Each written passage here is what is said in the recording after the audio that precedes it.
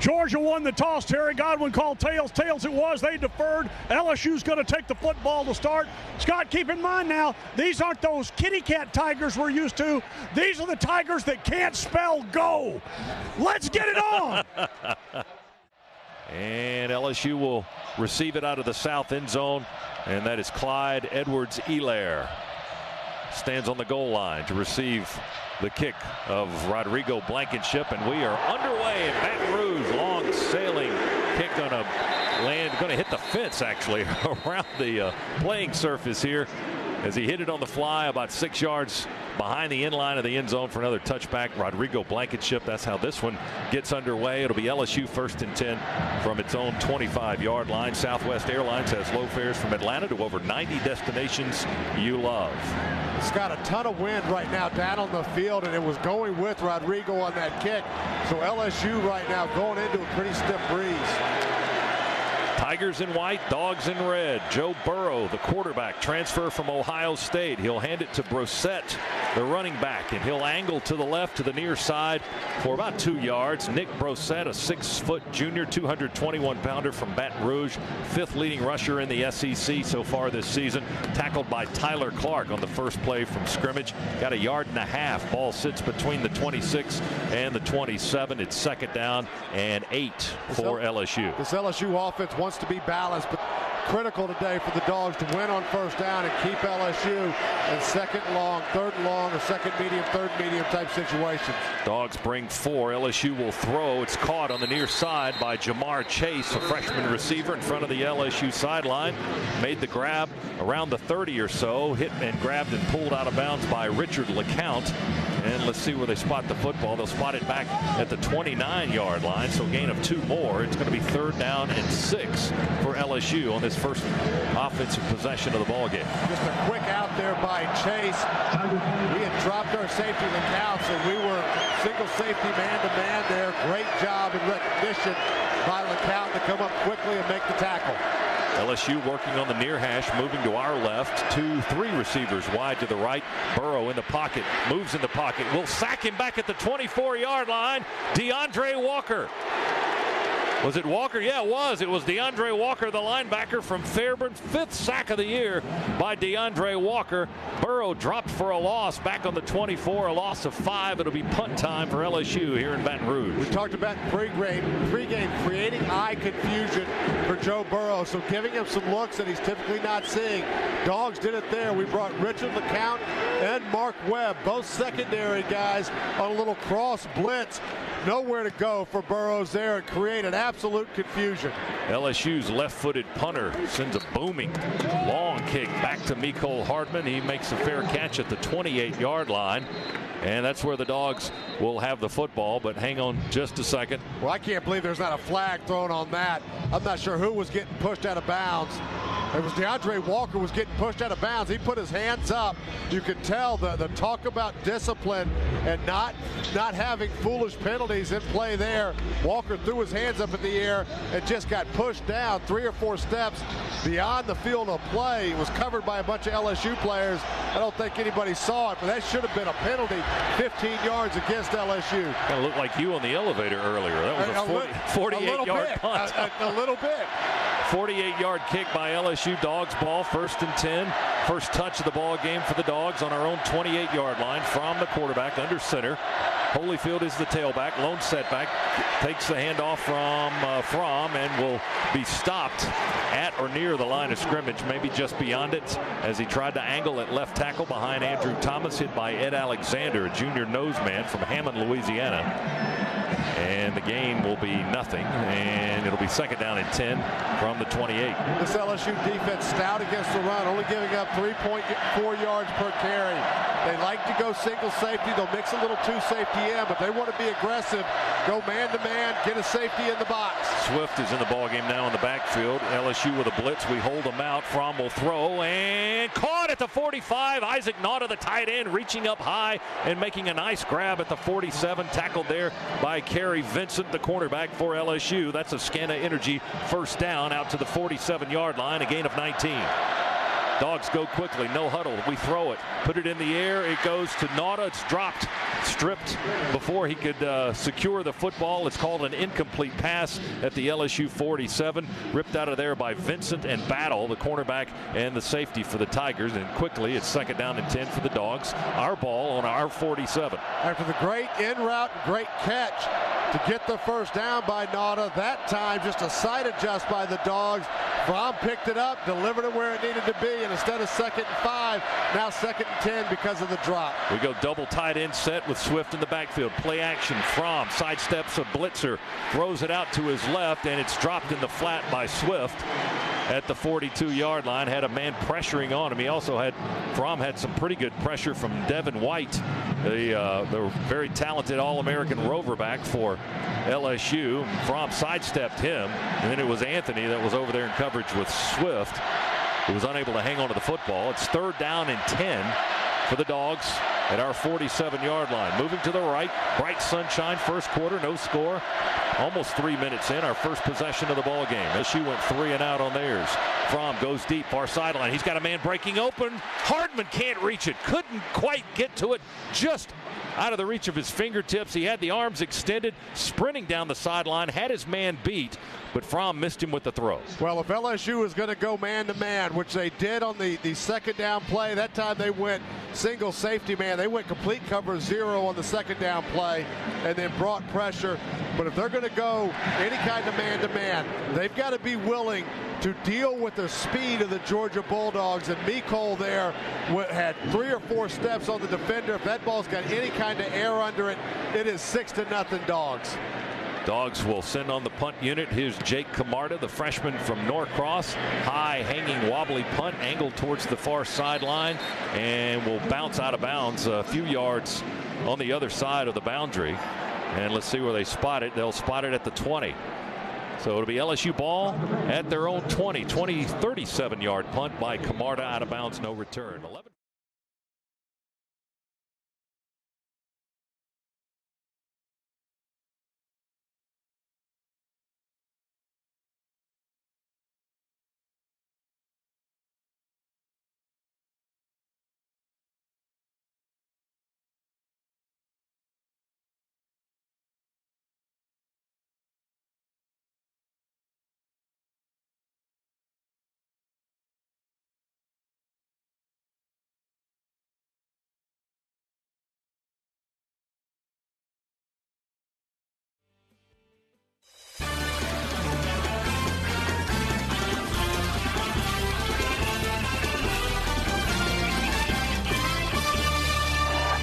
LSU 1st and 10 on the 20. Play fake. Burrow dances in the pocket, nothing downfield, scrambles out to the right and will heave it long in the air. Almost picked off on the sideline.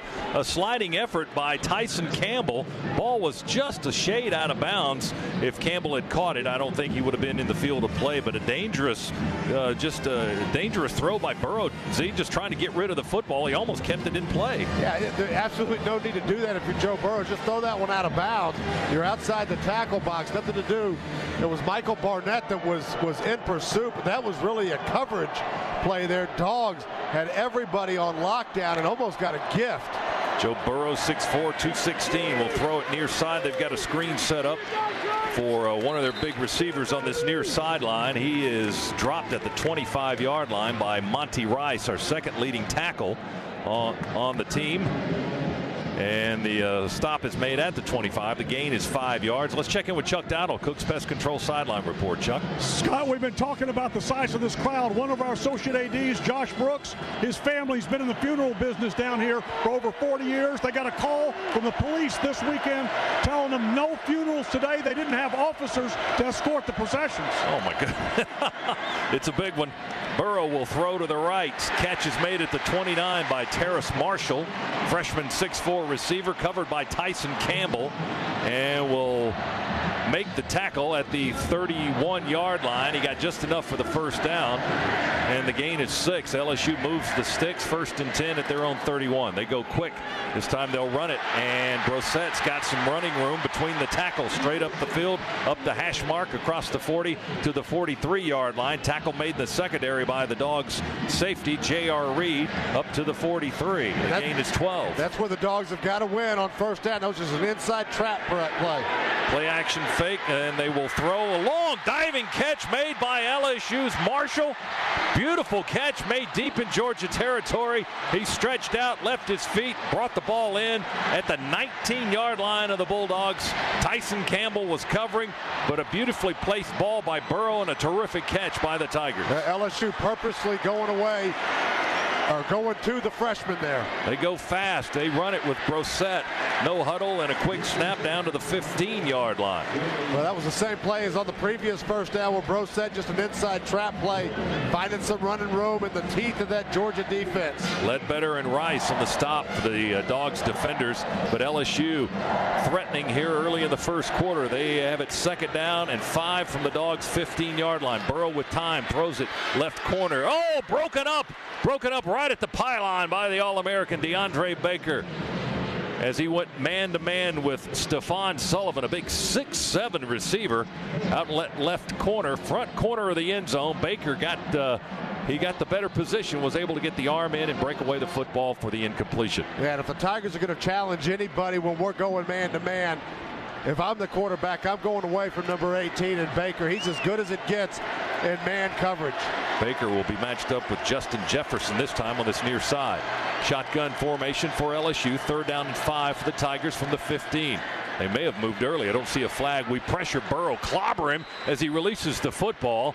Robert Beal just delivered a serious blow to Burrow, and the pass is incomplete. It's going to be 4th down. He was trying to go to Edwards-Helaire out of the backfield, but it's an incomplete pass. It's 4th down, and the drive stalls at the Dogs' 15. They'll try a field goal here with a very good kicker, Cole Tracy, a senior transfer. He's from Camarillo, California. Well, nice little change up there by the Dogs on 3rd down. We've been playing single safety and man.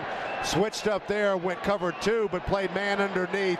Another good job in coverage. 33-yard try between the hash marks. The kick by Tracy is up and good. Splits the uprights, and LSU scores first. Tigers lead Georgia 3-0. 9:32 to go here in quarter number 1.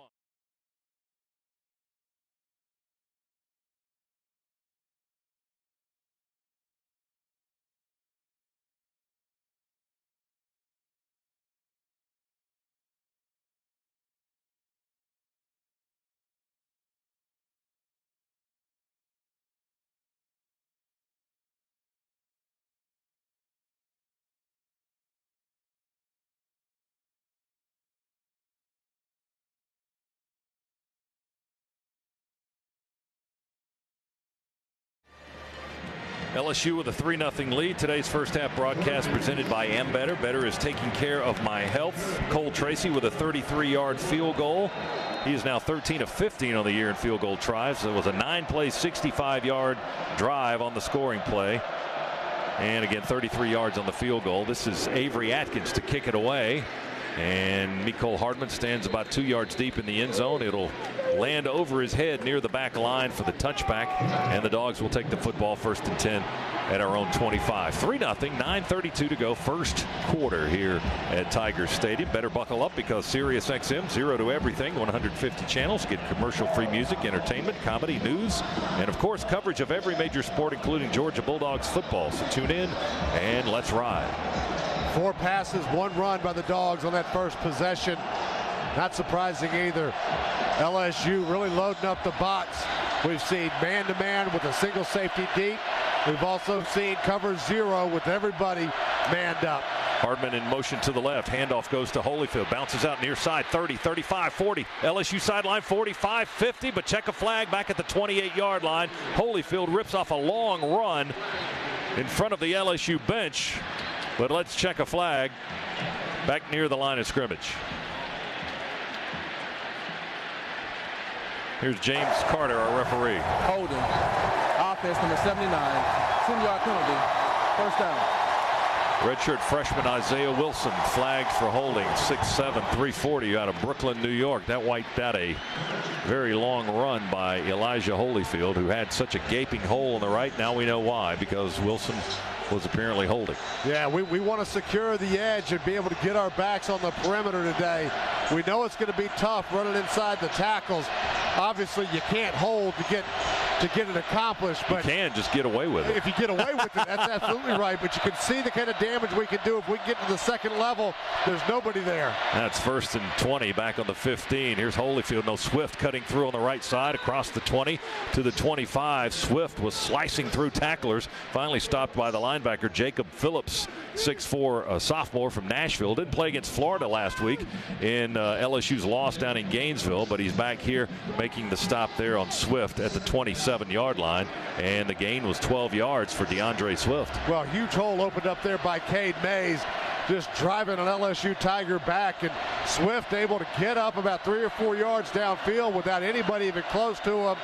And then you see just the shiftiness that he has to get into open field and make people miss. 2nd and 8. Fromm pulls it down, hands it off to Swift on a draw. Swift trying to bounce out left to the numbers. 35, 40, still on his feet to the 45-yard line. DeAndre Swift with a beautiful run on the draw. He started straight ahead, veered to the left, and then was weaving his way by LSU defenders all the way out to the 45-yard line. Scott, terrific ball handling there by Jake Fromm as well. That was a draw play out of shotgun, but Jake Fromm really sold it.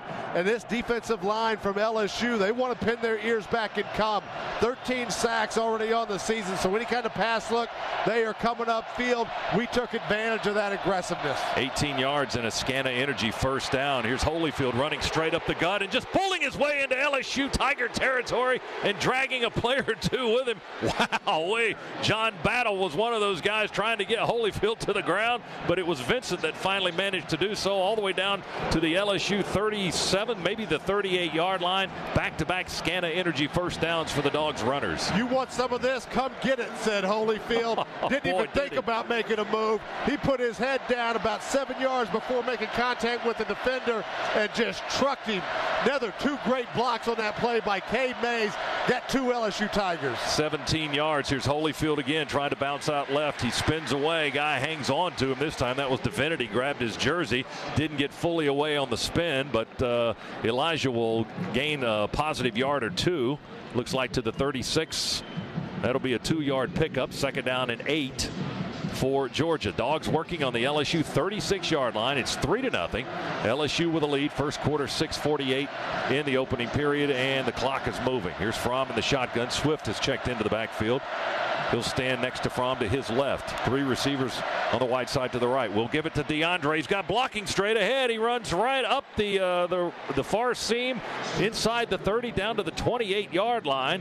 Jacob Phillips will make the stop. Nauta with a block, and it's going to be close to another first down. And let's see, we've got an injured player for LSU. It appears to be Ed Alexander. He's on one knee at the 35-yard line, but hasn't been able to stand up. He's just there on one knee. He's being tended to now by the LSU athletic training staff, and this will be an official timeout as James Carter, the referee, sticks his head in the huddle there to check on the player. They may go to a TV timeout here, and it looks like they will.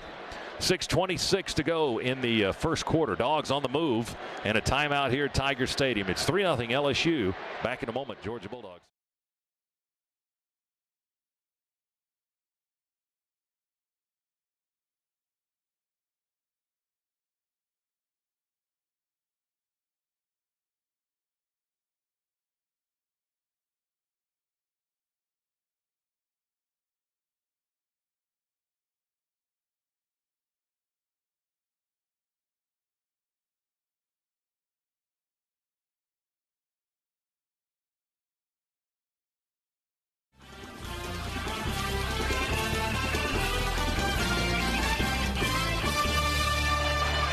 Back in the Piedmont Healthcare radio booth here at Tiger Stadium. First half broadcast presented by Better. Better is taking charge of my health. Dogs third and less than a yard on the LSU 28-yard line, trailing 3-0 here in the first quarter. Fromm will work under center. Holyfield in the backfield. We'll go with a power formation, 2 tight end set. Fromm under center. Lamont Gilliard will keep it on a sneak and just surge forward for the first down. He got some push from that offensive front. Guards Mays and Kinley and Gilliard right there, and he just tucked the ball after he took the snap and got in there behind him to the 27-yard line. Gain of about 1.5 yards on the sneak. That's a Scana Energy first down. After some struggles earlier in the year on 3rd or 4th and short, Dogs have just started going to this quarterback sneak and successful every time. Get right behind your senior Lamont Gilliard. Get a little bit of a push and sneak in there to get a couple of yards. 6 carries, 57 yards on this drive on the ground for Georgia. Here's Holyfield bouncing out left to the numbers. Missed the tackle there. He gives a man a move, misses another tackle. And then he runs over a guy and almost drives him into the yard marker at the 20, make it the 18-yard line. He broke the tackle of Divinity and Fulton and then was stopped by Battle on the far side. But Holyfield working a tightrope on that far sideline to the 18-yard line. Got 9 yards on the play as the Dogs enter the Massey Ferguson red zone. Experience the compact utility tractors that will take you through the season strong. That's Massey Ferguson. Boy, Holyfield's starting to look a little bit like his dad, just knocking people to the ground left and right. 2nd and 1.5 yards. Here's Swift. He's got the first down and a little bit more as he twists his way down to the 15-yard line, falling forward to the 14-yard line. Gain of about 3.5, 4 yards. Grant Delpit, the strong safety, made the stop. Let's pause 10 seconds. Station ID, Bulldogs Sports Network.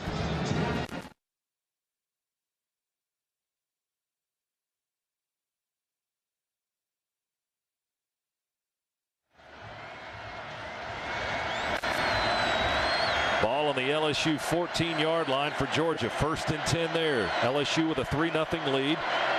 Shotgun snap to Fromm, hands it to Swift, tries to find a blocker to put his hand on his back and cut off his backside. However, the blocking broke down and Swift stopped by Glenn Logan, the defensive lineman, sophomore, 6'4" and almost 300 pounds, makes the tackle at the 13. The gain is 1. It'll be 2nd and 9 for the Dogs. Clock ticking here, first quarter with 4:10 to play. LSU has a Cole Tracy field goal. That's been the only scoring thus far, 36-yarder or 33-yarder rather. For LSU, they lead it 3-0, but the Dogs threatening here for the first time in the ball game. 2nd down and 9 coming up.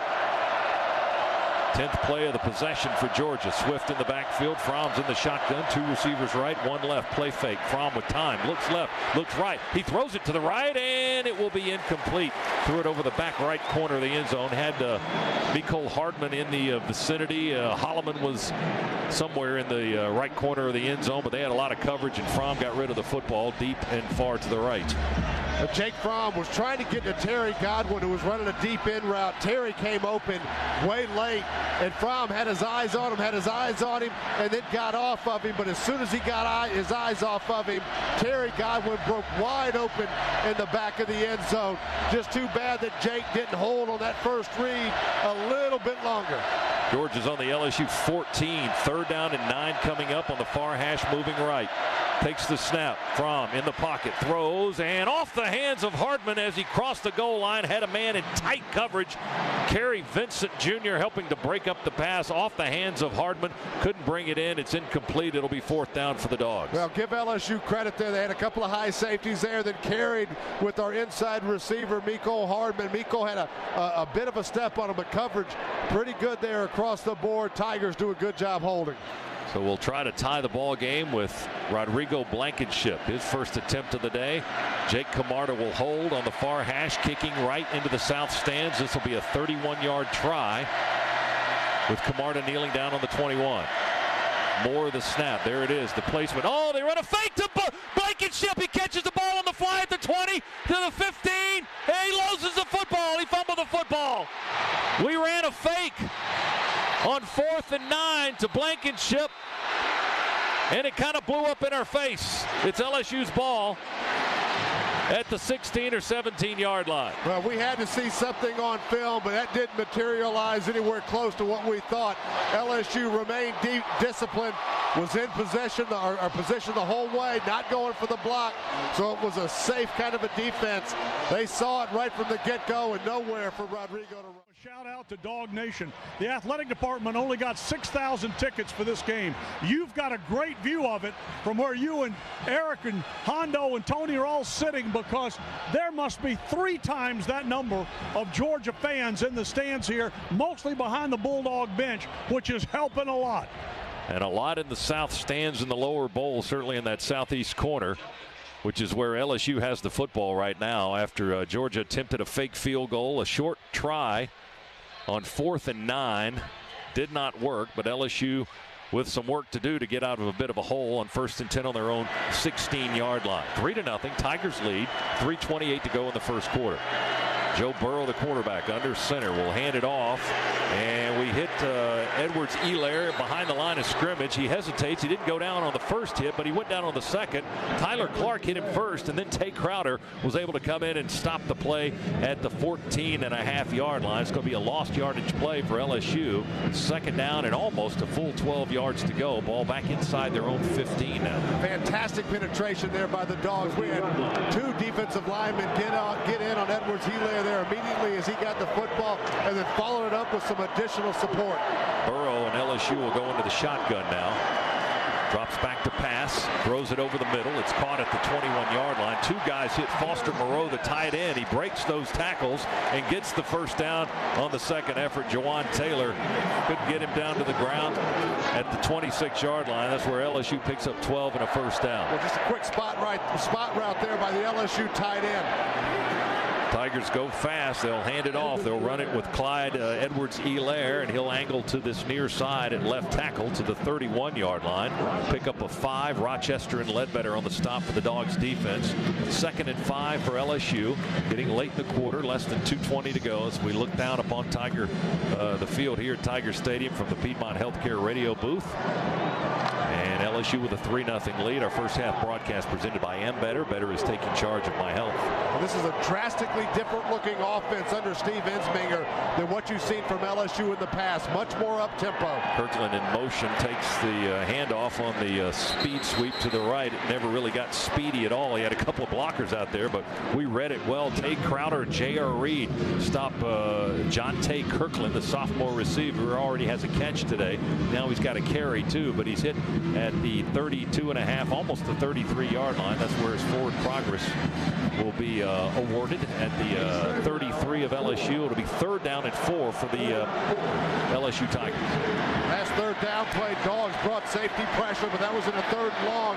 See what they do here in 3rd medium. Jefferson in motion back and forth, back to the right. Burrow will throw. He'll hit Jefferson, who's the motion man. Caught it just beyond the sticks, steps out of bounds on the Georgia sideline at the 37-yard line. He got 4 yards and an LSU first down. Just too soft in coverage there by Tyson Campbell. Jefferson just a quick out route at the sticks. 3-step drop there by Joe Burrow. That's an easy pitch and catch.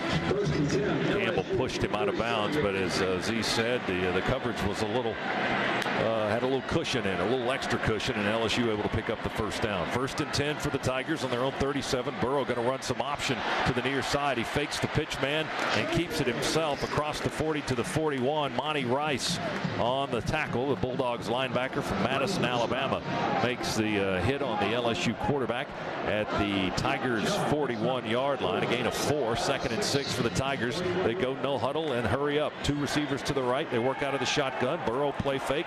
Will load and throw to far to the right side of the field. It's caught near the first down marker at the 46.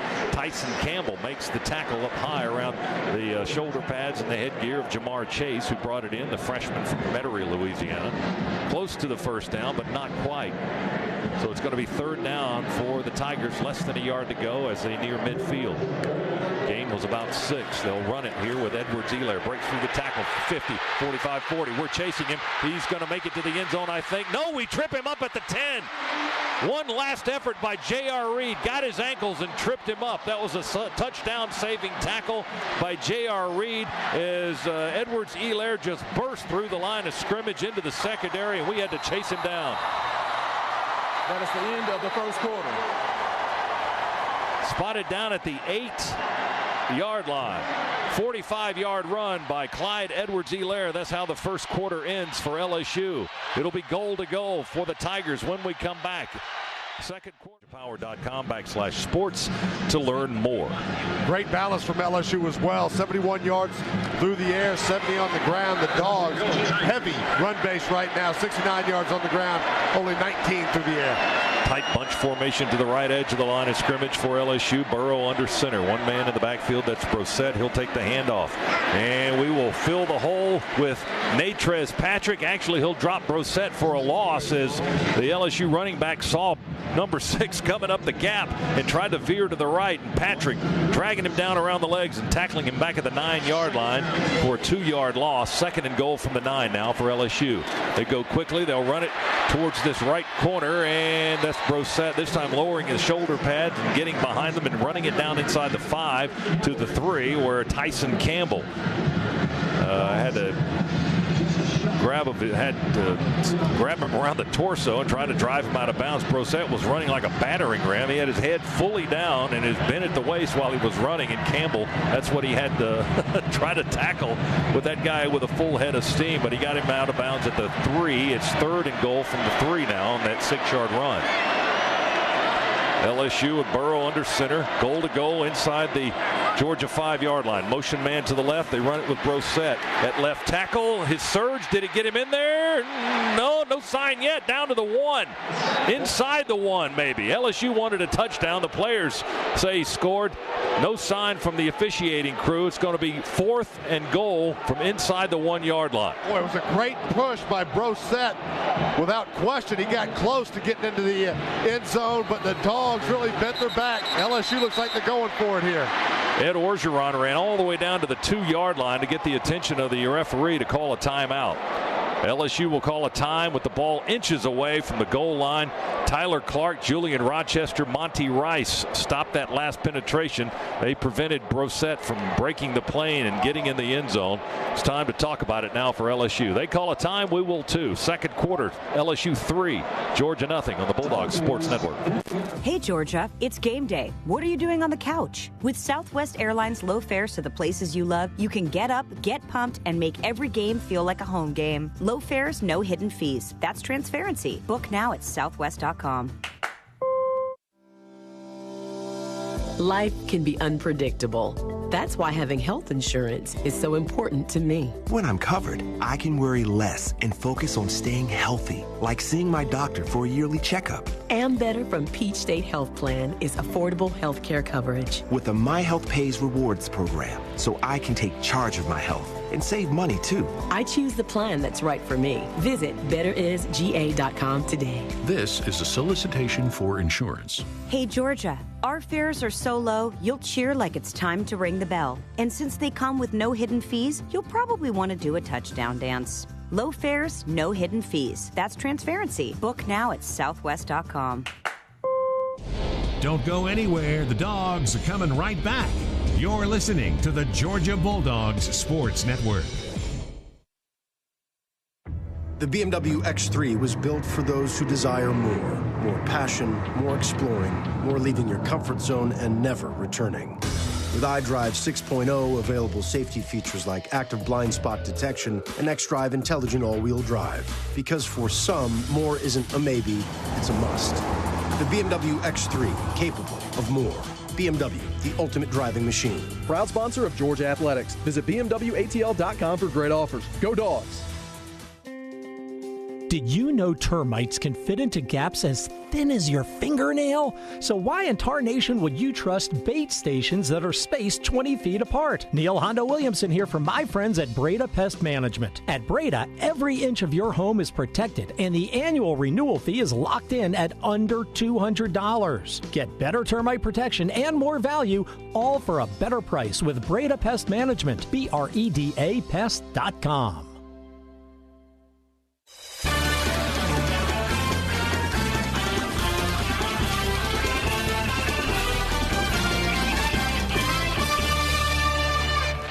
Well, LSU challenged the ruling on the field of they thought the ball got in the end zone. The officiating crew reviewed it.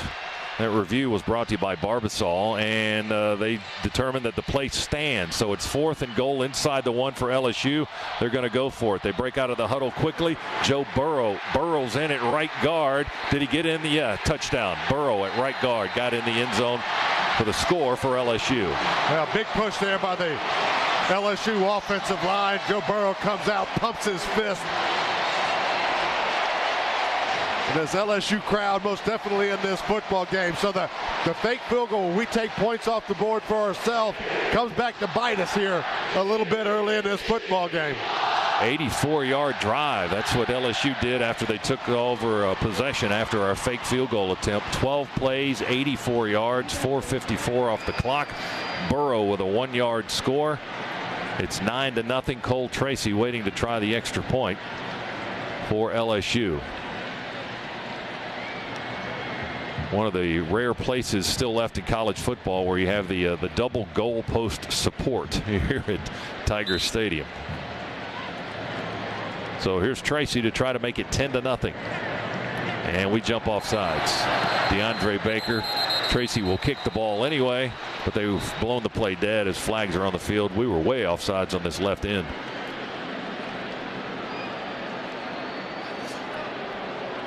James Carter's the referees, communicating with the LSU sideline to see what they want to do.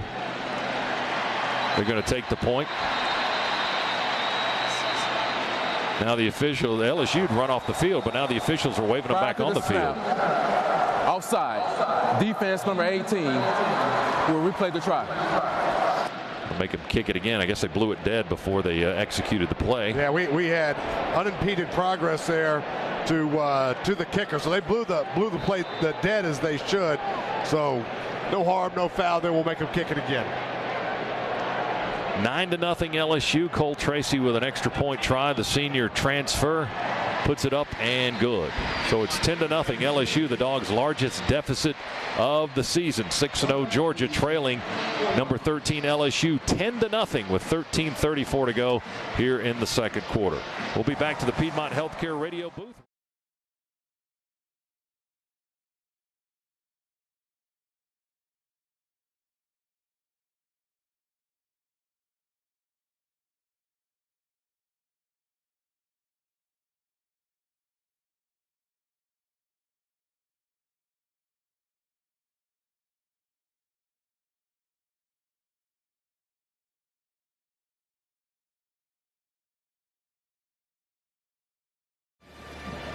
Today's first half broadcast presented by Ambetter. Better is taking charge of my health, and the Champions for Charity game is on every time Georgia wins. Camp Twin Lakes, Salvation Army, Children's Healthcare of Atlanta win, because Walton Gas will donate $1,000 to each of these local charities. For every bowl game the Dogs win, Walton Gas will donate $5,000.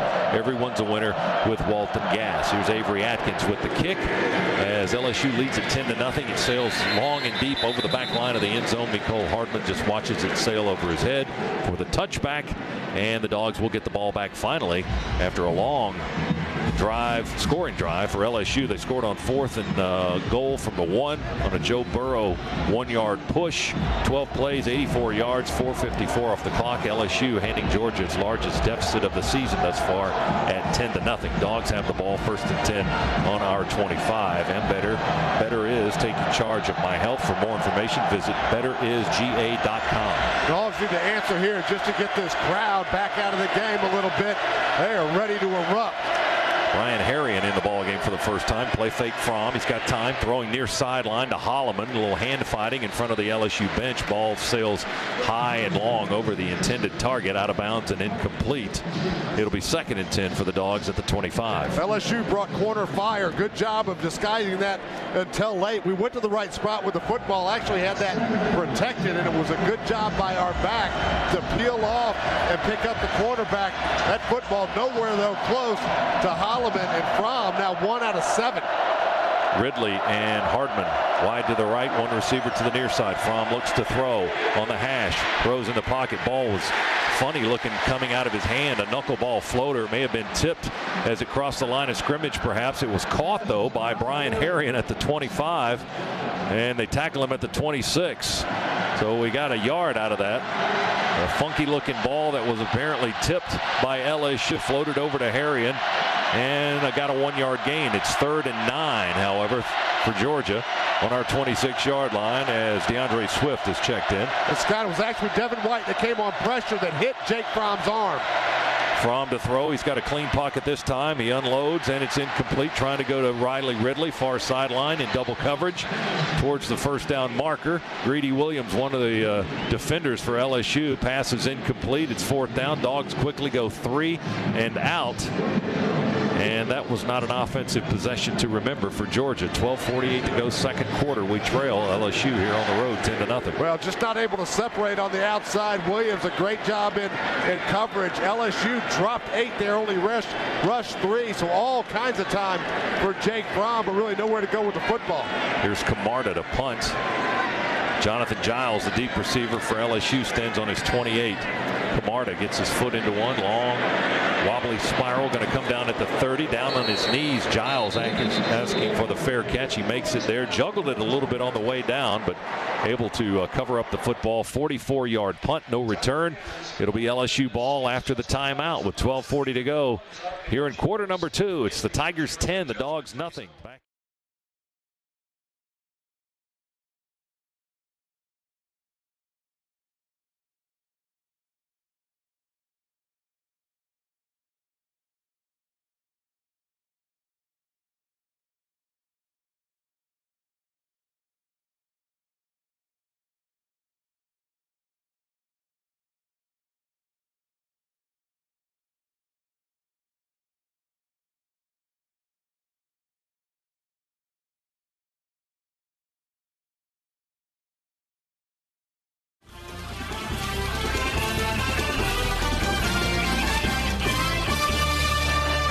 First and 10, LSU at their own 30-yard line. They lead Georgia 10-0. Burrow play fake with time. Throw, unloads, wide open. Jefferson caught at the 40, at the 30.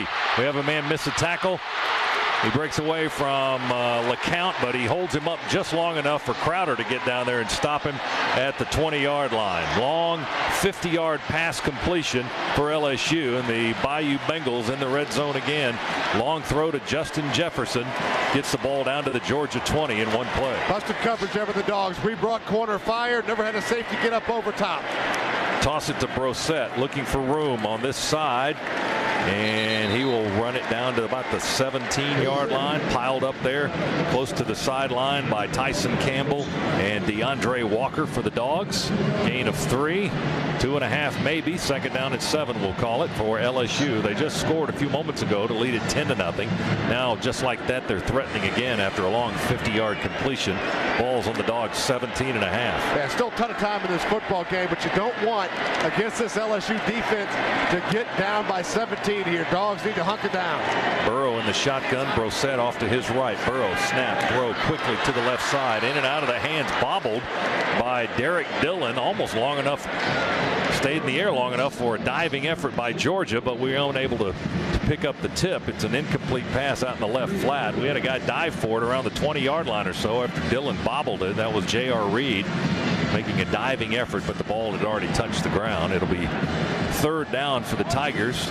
Ball back now closer to the 18-yard line. Last play, it was kind of between the hash marks, between the 17 and the 18.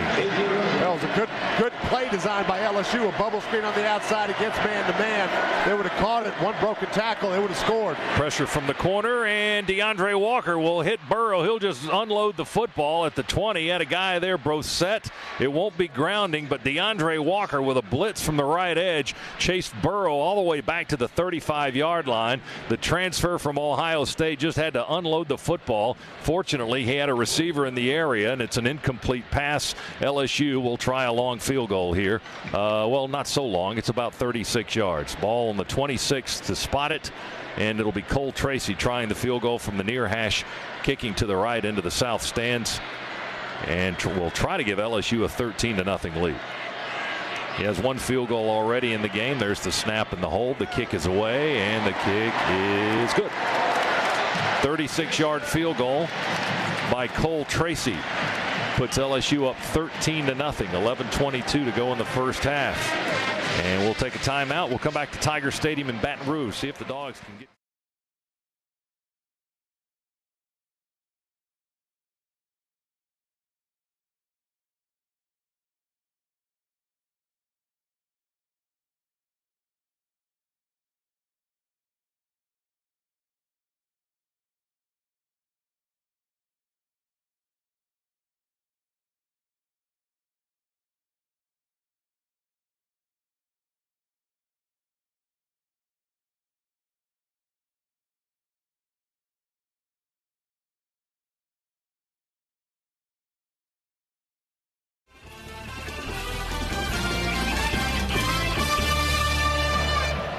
LSU leads Georgia 13-0. Today's first half broadcast presented by Better. Better is taking charge of my health. Along with Eric Zier, Scott Howard here in the Piedmont Healthcare radio booth at Tiger Stadium, where Cole Tracy has a pair of All-State good hands field goals.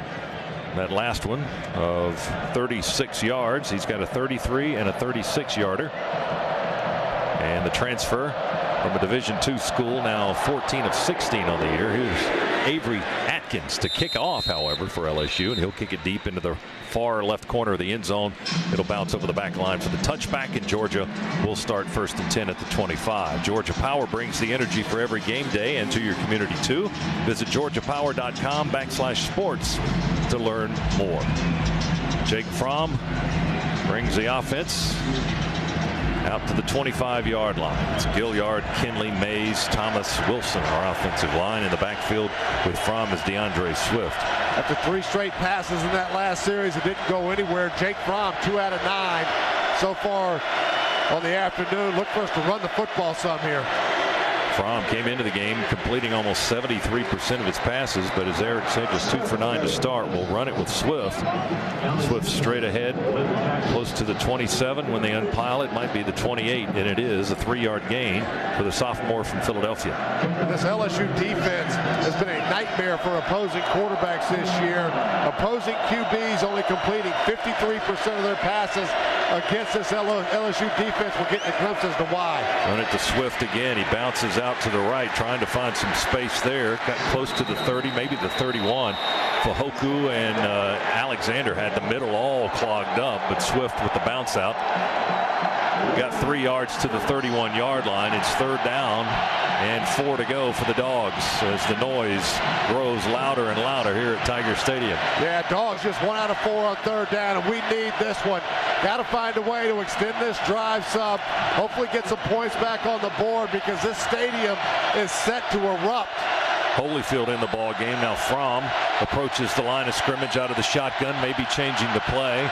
Play clock ticking down. Game clock at 10-12 and moving here in the second. There's the snap. Fromm, all kinds of time to throw. Will unleash long pattern. He's being held on the near sideline. No flag. Trying to go to Terry Godwin. They got tangled up at the LSU 45-yard line, and Godwin just looked at the official, says, how about a little help here? Christian Fulton and Godwin were all knotted up at the 45-yard line. The ball sails incomplete over everyone's head, and it's punt time for Georgia now, as the Dogs once again go 3 and out. Boy, not sure how there's not a flag thrown on that. There was all kinds of contact. Now, that ball was thrown 5 or 6 yards out of bounds. Maybe they're called it uncatchable, but still tough not to see a flag out on that one. This Camarda's punt, the snap was low. He gets the kickoff in plenty of time, and a fair catch is called for by Giles at the LSU 28, maybe the 29-yard line. And the clock stops with 9:52 to go in the quarter. And then 80 yards right now on the ground, averaging 5.7 yards per carry for this LSU offense. Really at will, doing what they want against a Georgia defense that has been stout all season. Let's check the Comcast Business scoreboard. Finals from today: Georgia Tech and Duke. The Blue Devils beat the Yellow Jackets 28-14. Florida outlasted Vanderbilt. Commodores had a lead for a long time in that ball game.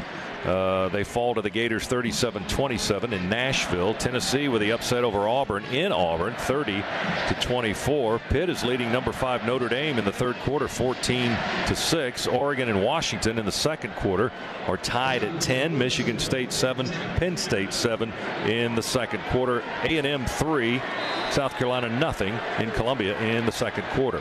First half broadcast today presented by Better. Better is taking charge of my health. LSU on the 29. 1st and 10 on their own 29-yard line. Burrow to throw as he rolls out to the right and throws on the run. And it's incomplete around the 40. Stephon Sullivan, Derek Dillon, both were in the area. Not sure who his intended target was, but the pass is incomplete. It'll be 2nd and 10 for the Dogs, or for LSU rather, back on their own 29. Scott, I think that was intended for Dillon on a deep out route. Burrow, as you mentioned, pocket move for for him. He got rolling out to his right. Tigers will run it with Edwards-Helaire. Bounces out left outside the numbers, going laterally toward the sidelines. Defense stretching it out all the way to the border over there. Richard LeCount and DeAndre Baker making the stop almost all the way on the sideline at the 29.5. The gain is maybe a half yard for Edwards-Helaire. That's one of the few times we've been able to stop him in the ball game. Patrick and Rice able to stretch that out for the Georgia defense all the way to the boundary on the far side. Yeah, fantastic job setting the edge there by the Georgia defense, really forcing Helaire to stop and then late bounce out outside where we had all kinds of pursuit coming. 3rd and 9 for LSU. Kirby Smart sprinting down the sideline to the first down marker and calling a timeout in a hurry for Georgia on 3rd and 9 for LSU.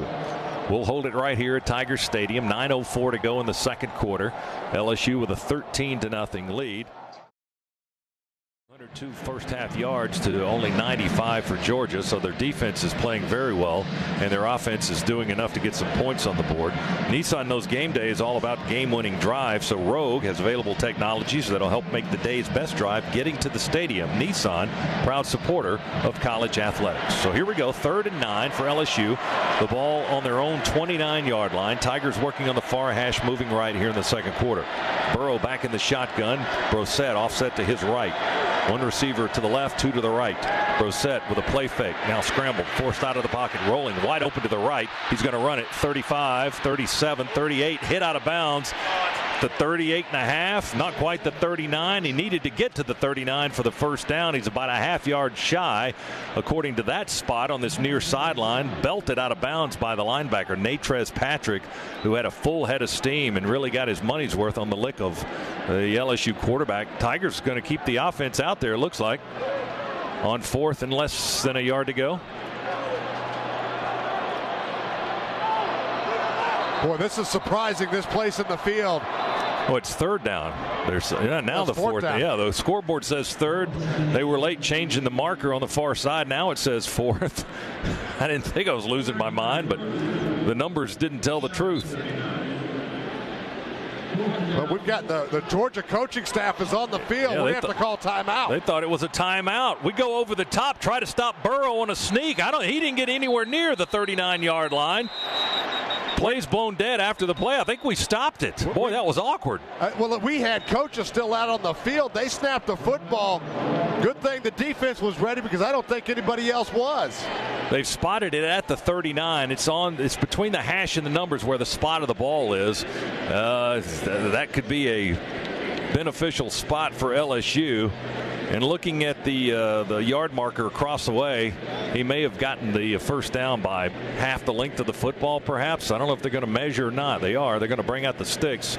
James Carter, the referee, going to bring out the sticks. Yeah, we still had people. We thought they'd called a timeout, so our coaching staff and a lot of the defensive players were huddled up in front of our sideline on the far side of the field.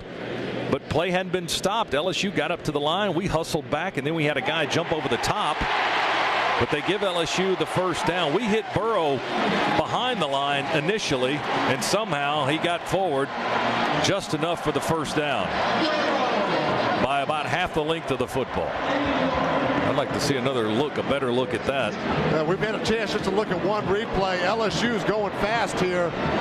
Very difficult to tell on the replay if it would even be enough to overturn it. Scana Energy is a proud partner of the Georgia Bulldogs Sports Network. For every touchdown the Bulldogs score, Scana Energy will make a $500 donation to the University of Georgia General Scholarship Fund. And I think we're going to challenge the spot, maybe. Do we call time to challenge it? Referee James Carter is going over to the Georgia sideline and talking with head coach Kirby Smart. They may take a look at this. Comes with a bird's eye view. Head to StubHub, grab 100% verified tickets so you know you'll get in. We've been getting fans into the game for over 17 years. StubHub, official fan-to-fan ticket marketplace of the Georgia Bulldogs. StubHub, be there. 1st and 10 LSU. Ball on the 39-yard line. Tigers 13, Dogs nothing. Second quarter, 8:34 to go in the ball in the first half, rather. And here comes LSU breaking out of the huddle up to the line of scrimmage. Burrow in the shotgun. Edwards-Helaire takes the handoff. across the formation to the left. Clark got in the backfield, couldn't get the tackle for the Dogs defense, but they stack him up on the far side at the 39.5. Forward progress there, got a half a yard. Ledbetter and Barnett on the stop for the Georgia defenders. Second down and 9.5 yards to go for LSU. Not quite to their own 40-yard line. Burrow will throw on a slant from the left. It's caught at the 45. Pass was a little behind him, but the LSU receiver, Sullivan, big 6'7" receiver, reached behind him and brought it in. Stopped at the 46-yard line by DeAndre Baker, and the gain was 7. It's going to be third down now and a short 3. Here's Burrow coming this way. Caught to pass to Dillon at the 50. Slams on the brakes. We're trying to rip it out with J.R. Reed. We get him on the turf at the 45. Instead, the ball stays in the arms of the LSU defender. Reed and Campbell and Patrick all in on the play defensively. Reed was trying to rip the ball out, but LSU quickly going fast. They're down to the Georgia 45-yard line. Back up and ready for another snap. There it is to Burrow. Play fake. He sets up in the pocket. Throws deep down the field. He's got a man reaching. No, incomplete. Between the hash marks. Dillon had gotten behind the Georgia defense. Pass out of Dillon's reach by about 1.5 yards or so as he left his feet trying to dive to make the catch. Fortunately for Georgia, it's incomplete. Well, Dillon had 3 or 4 steps there on a couple of Dog defenders. Dogs brought some pressure, but this LSU offense is going so fast the Dogs look out of sorts a little bit. LSU not changing personnel groupings, really staying in the same formations, allowing them to go at breakneck speed. Yeah, this is like Missouri fast from a couple of years ago. They're just flying down the field. Snap, snap, snap. Here's a handoff to Edwards-Helaire. Bounces out to the left. Running outside the numbers. Oh, a stiff arm of McGee. Got the first down as he steps out of bounds. Oh, shy of the first down or other. I thought he passed the yard marker, but they mark him out of bounds at the 36. He gave a serious stiff arm to Tyreek McGee, was trying to make the tackle. But Edwards-Helaire has run hard and fast and often here in the first half. LSU ready to go on 3rd and short. They'll run it to the right this time, and we stop them shy of the first down. Rochester got over to make the stop just outside at right tackle for LSU. 4th down at the 36-yard line of Georgia. They're going to line up and go for it.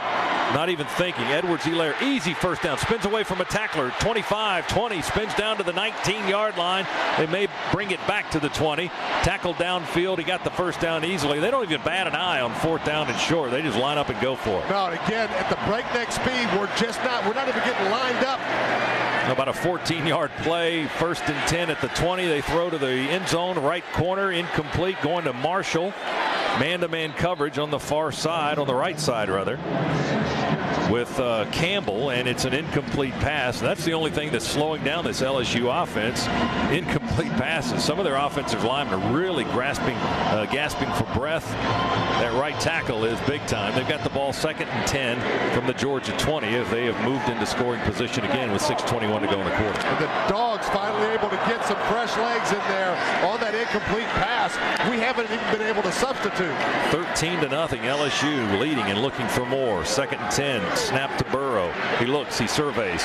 He's got time. There's a flag down, and Burrow going to be dropped for a loss back at the 33-yard line. We got a sack. Check a flag, maybe a hold. I thought we may have grabbed his face mask too after they threw the flag for holding, which is what I'm anticipating, but it was Robert Beal that sacked Burrow back at the 33. He kept backpedaling and backpedaling. And we may have a positive play on our behalf for the Georgia defense coming up here. Let's see from referee James Carter. Holding. Offense number 77. That penalty is declined. 3rd down.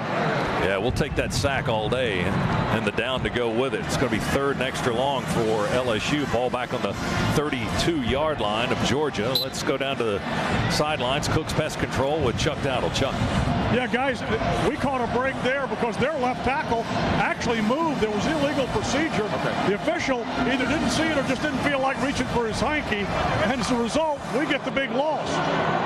That was Sadiq Charles that Chuck is talking about. 3rd down now and 22 for LSU. Ball's on the Georgia 32-yard line. LSU with a 13-0 lead. Burrow play fake, keeps it, gets away from Walker. Left side running on the hash inside the 25, collision at the 21, and tackled there by Mark Webb, our cornerback from Philadelphia. Boy, Burrow's not afraid, Z, to stick his head in there. His helmet came off after the play, but he kept it and took the contact. Yeah, no doubt about it. He's not going to kill you with his legs, but he is definitely an adequate enough runner.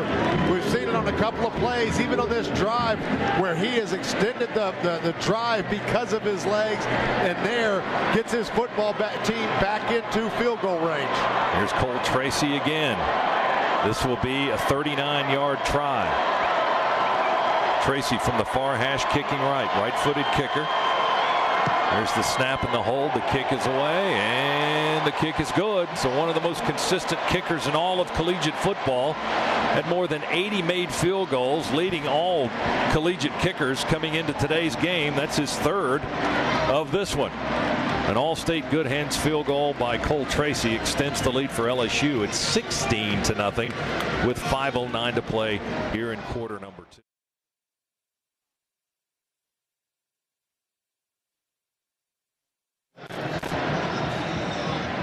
LSU with a 16-0 lead on Georgia with 5:09 to go in the half.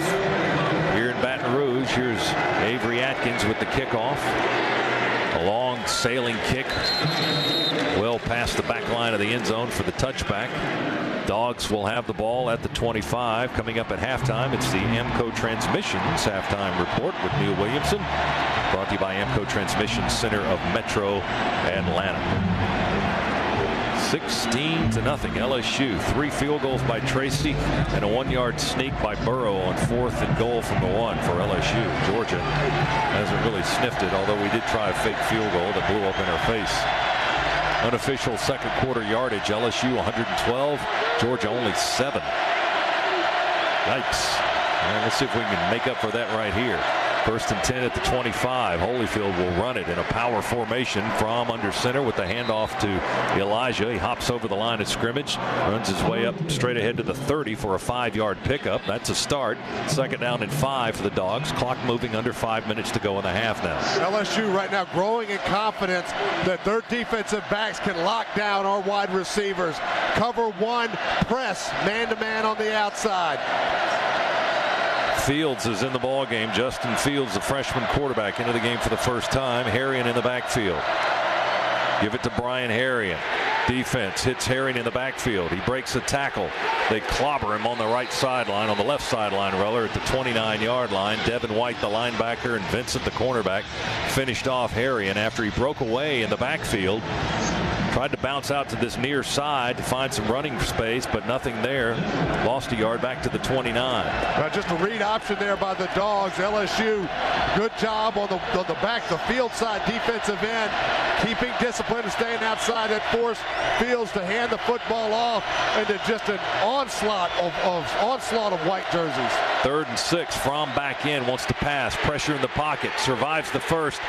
Pulls the ball down, still looking to throw, and it's incomplete left flat to DeAndre Swift. Pass was a low, flipped out to the left as Fromm scrambled away from trouble and then whipped it across his body to the left. Swift reached one arm down low towards the turf, couldn't pick it up off the grass there, and Georgia again will have to punt. 4th down and 6 yards to go.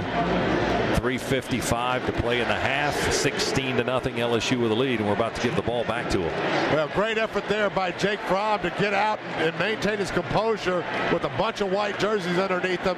And if he could have put that ball on target to Swift, Swift easily would have picked up the first down.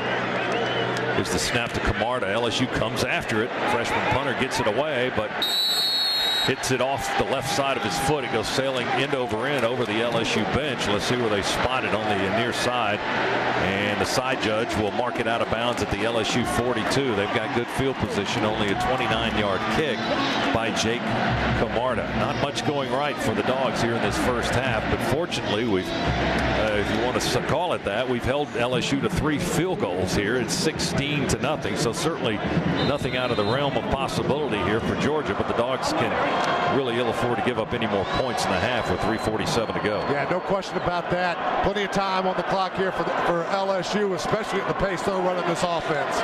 Ball at the 42 for the Tigers, moving to the right. Burrow looking for more, wants to pass. Time in the pocket, backpedaling, slings it deep and long down to the left side. Incomplete. Trying to go to Terrace Marshall. And the ball lands out of bounds or in the vicinity of the Georgia 28-yard line, far sideline. Long incomplete by LSU's quarterback. And it'll be second down and 10 for the Tigers back on their 42-yard line. LSU just flooded one side of the field there with a shallow route, then a middle route, then a deep corner route. So trying to find some holes in different spots of this Georgia zone, but just nothing there on that one. Burrow under center. Brissett in the backfield. Two receivers left. They'll stack them now on the hash. One receiver to the right. Burrow will stretch and hand it off to Brissett. He angles slowly to the right, looking for space. We go low on him with Richard LeCount, hit him around the knees and bring Brissett down after a 2-yard gain to the 44. Clock moving at 3:25. Jay Black tells me that since our fake field goal try, the Dogs have had three straight 3-and-outs, and offensively a total of 11 yards. Yeah, it's been pretty ugly against this LSU defense, and we knew coming into the football game was going to be very difficult to do anything against. Big center Cushenberry up over the football for LSU. They rotate a man to the left, snap it to Burrow in the shotgun. He scrambles out of the pocket, nowhere to go. Too many red shirts. He'll go down at the 37. Keon Richardson, senior outside linebacker from Wauchula, Florida, with a sack back at the 37-yard line. And for the first time in a while, we're going to see LSU's punter make an appearance on the field. We're not going to go for this fourth down. Way too long on 4th and 15. Yeah, big time stop right there. And hopefully Dogs can get some kind of return here and get decent field position. We'll have time on the clock as well. Zach Von Rosenberg, 28-year-old punter for LSU, former minor league baseball player, will punt it away. Hardman calls for the fair catch, lets it bounce, takes the Georgia bounce at the 24, then kicks back in the other direction for LSU and rolls dead at the 23-yard line. Dogs will have the ball right there at the 23. 2:10 to go in the second quarter. It was a 36-yard punt, no return. And LSU has a 16-0 lead. The second quarter recap presented by Ag South and Ag Georgia Farm Credit. Loans for land and farm. And well, you heard the stat a few moments ago. Not much has gone right for the Dogs. Only 11 total yards since that fake field goal. 16-0. Georgia trails. 3 field goals by Cole Tracy and a 1-yard touchdown sneak by the quarterback Burrow. That's all the scoring thus far. Snap is low to Fromm. He picks it up off the turf. He's got nowhere to go. He's trying to fight for some yardage. LSU will swallow him up back there, led by Rashard Lawrence, the defensive lineman, at the 21. Well, the low snap blew that play up from the outset, and Fromm will be tackled at the 21-yard line. We're going to lose a couple of yards on that play. 2nd and 12 coming up. Yeah, disaster averted there by the Dogs. And Jake being able to pick that up and just fight to get back to the line of scrimmage. Now Dogs are going empty set to try to create some kind of space. Minute 35 to go in the quarter. Shotgun snap to Fromm. He'll throw it wide to the right. It's caught at the 25. Up the field is Godwin. No, that's Holloman. Excuse me. Jeremiah Holloman hit at the 30 by Greedy Williams. Tiger fans here at sold-out Tiger Stadium like that contact. The gain was up to the 30-yard line, a pickup of 9. It'll be 3rd down and 3 for the Dogs. Here we go. Fromm looking with time, moves his feet, rotates it over to Swift. He throws. It's caught at the 35. Swift up across the 40 to the 43-yard line. That's about our longest gain of the quarter, perhaps. Delpit, the safety, made the tackle. Dogs go quickly up to the 43. There's the snap to Fromm, looking in the right direction again. Finds Nauta, the tight end, for a pass completion at the 48 and steps out of bounds, stopping the clock with 57 seconds left. Dogs up to the 48-yard line. Actually might get across midfield here on this possession with less than a minute to go. It's been that kind of quarter for the Dogs. Their offense has been nulled and voided by LSU. But I think we're starting to find a little something here. Tight ends and backs. LSU very good on the perimeter with some great quarterbacks, great safety play. We've got some mismatches, though, in the passing game with our tight ends and with our running backs. Fromm and Swift in the backfield. Shotgun to Jake. Sets up on the 40. Time to throw. Steps away from a defender. Rolls to the right. Looking, and slings it on a line drive about 10 yards downfield. And incomplete to Riley Ridley at the LSU 45. He was trying to hug the sideline in front of the Georgia bench, but it's an incomplete pass. It's going to be third down for the Dogs from our 48. Third down and 5 to go. The Dogs only 2 out of 7 here, but boy, how nice would it be if we can extend this drive, get ourselves into scoring position to get that donut off the board to end this first half. It's possible. 49 seconds to go in the quarter. 16-0. LSU leading. Scoreboard says make noise. And the Tiger fans do. Fromm with time. Throws it to the left side. Misses his target. Almost picked off. Trying to go to Tyler Simmons.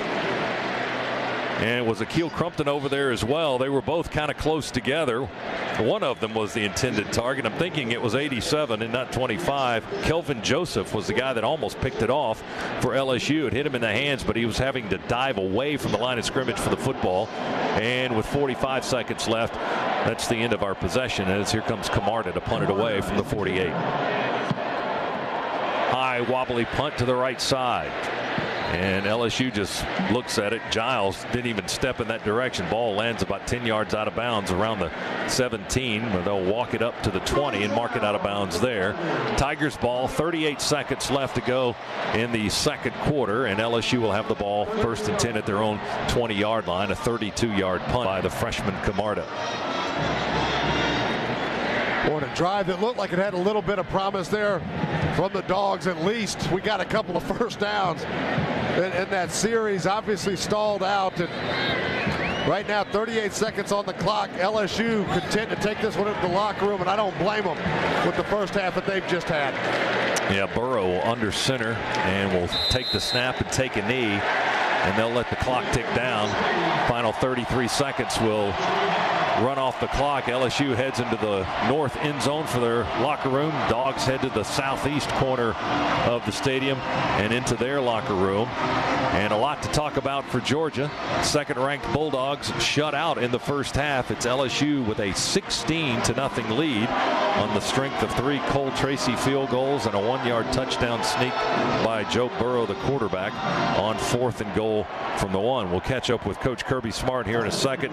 The halftime interview with the coach is brought to you by Delta Airlines, the official airline of the Georgia Bulldogs. Georgia managed only 6 first downs in that first half. Most of those came in the first quarter, I would guess. I haven't looked at the breakdown, but not a lot offensively for the Dogs after they tried that fake field goal. Let's go down to the field. Chuck Dowdle with the coach. Chuck. Thanks so much, Scott. We haven't had this where the Dogs were blanked on the scoreboard, but here comes Coach. Coach, just give me your thoughts on that first half. Didn't play real good, not sound fundamental football. Should have took the 3 points instead of the fake. Played well early, lost our composure, and they did a good job hitting us on some fast plays. You get the ball to start the second half. Will that be a little bit of a lift? We can get something going here. We sure hope so. All right. Thanks so much, Coach. All right, Scott, you heard it. He's not happy with any phase of it right now. And this, again, it's not anything we're familiar with, being shut out here in a half. Yeah, Chuck, thanks very much. A little bit of a second guess by the head coach on that fake. Once we can get that done, need to take a couple of shots deep again, stretch this LSU defense. They have gotten overly confident they can shut our receivers down. We're seeing a lot of press man-to-man. Need to take a couple of shots over the top. And then on the defensive side of the football, attack, attack, attack. At the risk of giving up some big plays, LSU has struggled against high-pressure type defenses. They struggled against us in the first half. As we brought pressure, need to continue to do that.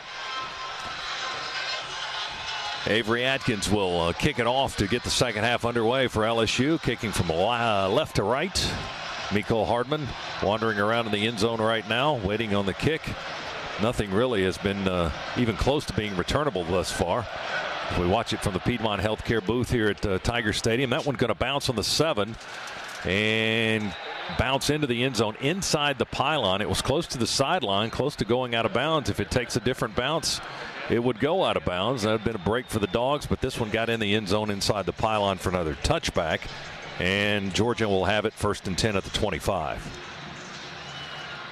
So Jake Fromm, who did not have a stellar first half passing, 5 of 16, 47 yards. 73% is completion rate coming into the game. Struggled to find the targets here in that first half. Let's hope second half will be a little bit better.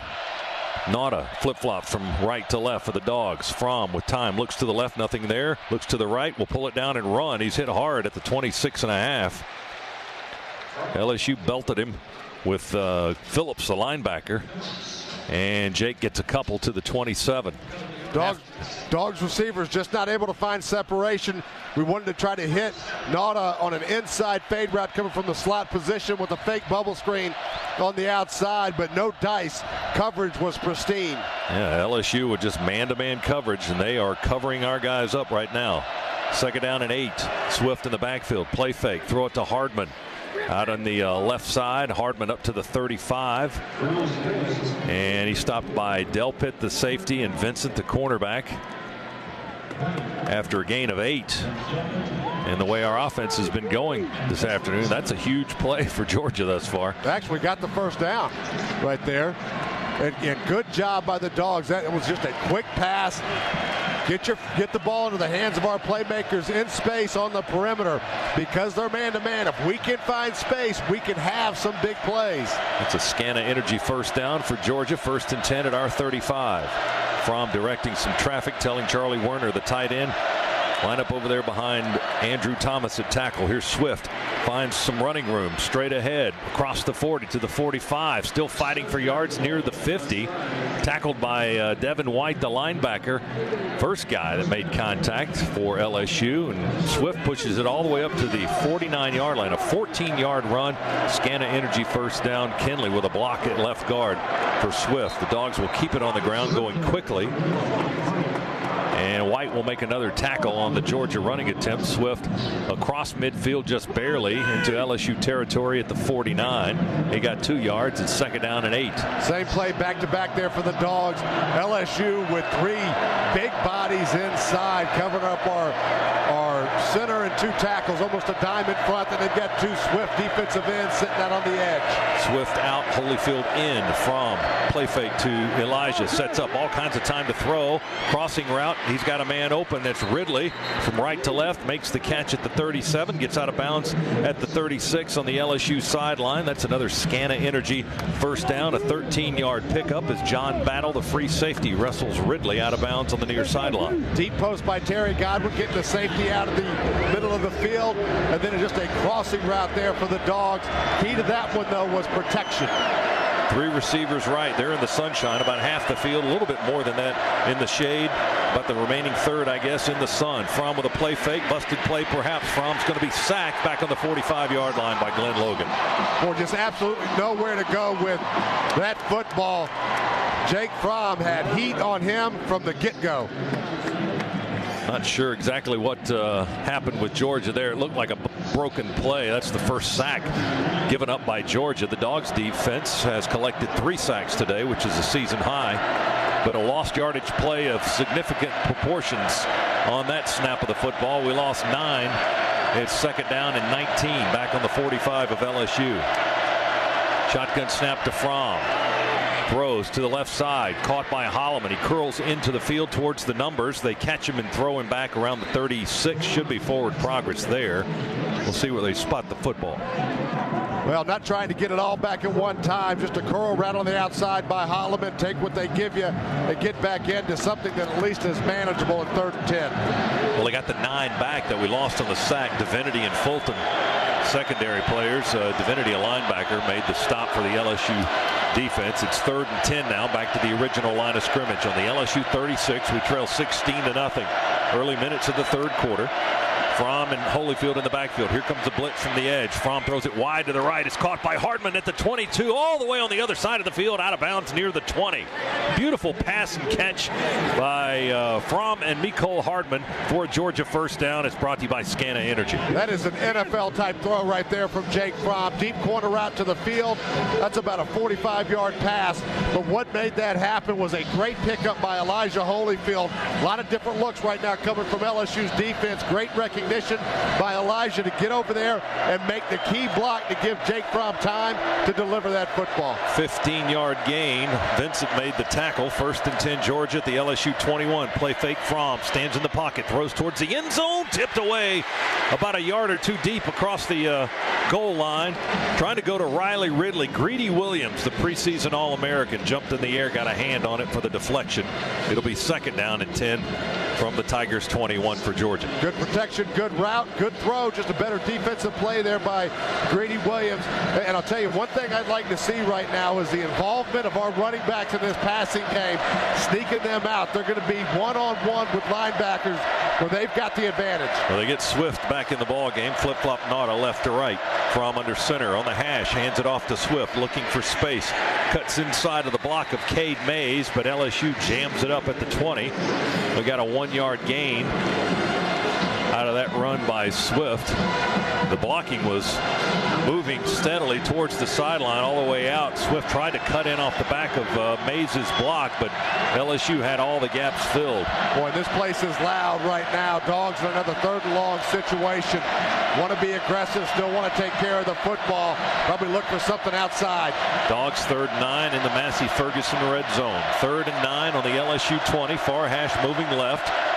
Trying to get something on the board here, trailing 16-0. Fromm being pressured in the pocket. He'll be twisted down, thrown for a sack. 2nd sack of this possession. And it's Michael Divinity, the linebacker, that came around from his right side, curled around Fromm, and got him from behind and threw him to the turf. Defensive ends are just winning the battles against our tackles right now. That was Andrew Thomas that just got beat off the jump. Never a chance for Jake Fromm to do anything. Line of scrimmage is the 22. We'll go reaching for a 40-yard field goal to get on the board. Rodrigo Blankenship. Last time he was in this situation, we tried to run a fake on 4th and 9 on a short field goal try. Didn't work. Let's try to get 3 here. Far hash kicking left, snap, hold, kick is away. Kick is reaching, long and end over end, and good. Dogs on the board with a 40-yard field goal. That's another All-State good hands field goal conversion by Rodrigo Blankenship. New score at Tiger Stadium with 9:03 to go, 3rd quarter. LSU 16, Georgia 3 on the Georgia Bulldogs Sports Network.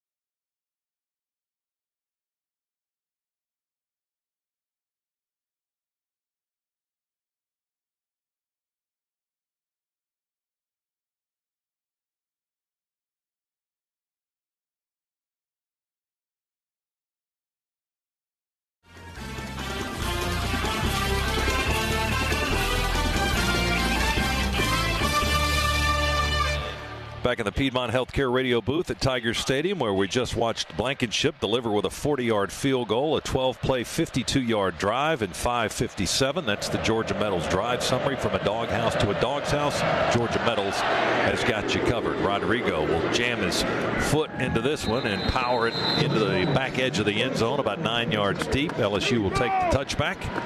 And Tigers ball, 1st and 10 at the 25. 16-3 our new score. LSU with a lead. Let's go down to the Cooks Pest Control sidelines and Chuck Dowdle. Chuck. Yeah, guys, DeAndre Walker's just been taken to the locker room, and he was limping noticeably, helped back there. As soon as I can get word on what the situation is, I'll pass it along.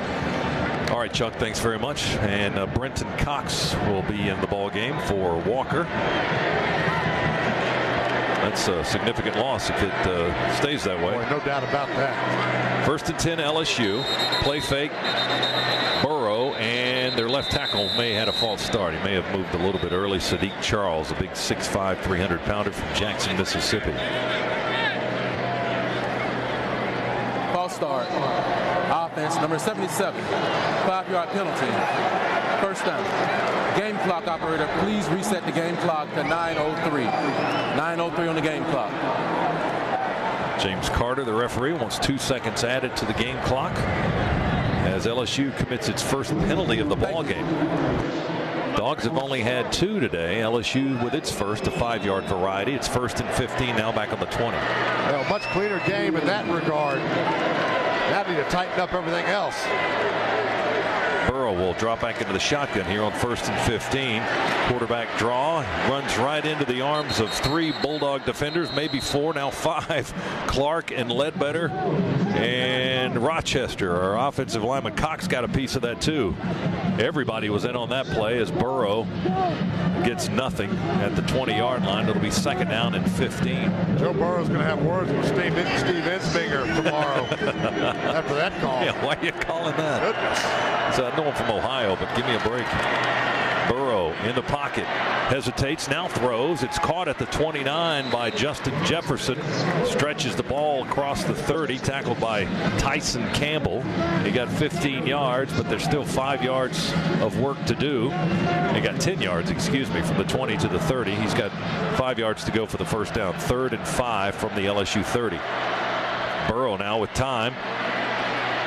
Going to scramble, roll to the right, throw it out of the pocket, and on the near sideline, it is caught, I believe, where? An indication now the official will come up, spot the football at the 35. That's Jefferson again. Campbell with the tackle, tied on the LSU sideline, and LSU picks up the first down at the 35. The gain was 5. 1st and 10 now for the Tigers. Great job there by Joe Burrow, extending that play again right in front of Tyson Campbell. Play fake to Brosette, going to go deep near sideline, back shoulder throw, missed everything, threw it out of bounds, incomplete. Trying to go to Jefferson, had 2 men on him. Campbell was one, LeCount was another, but the pass nowhere near the intended target. Landed about 10 yards into the LSU. Now, great coverage that time by Tyson Campbell, but a little bit concerned that the pressure that we were able to get on Joe Burrow there in the second quarter of this football game. Last 2 plays non-existent. Burrow, who was picked off twice for the first time this season in the final 2 minutes of their loss to Florida last week. Much better today, more consistent. However, 12 of 22, 151 yards.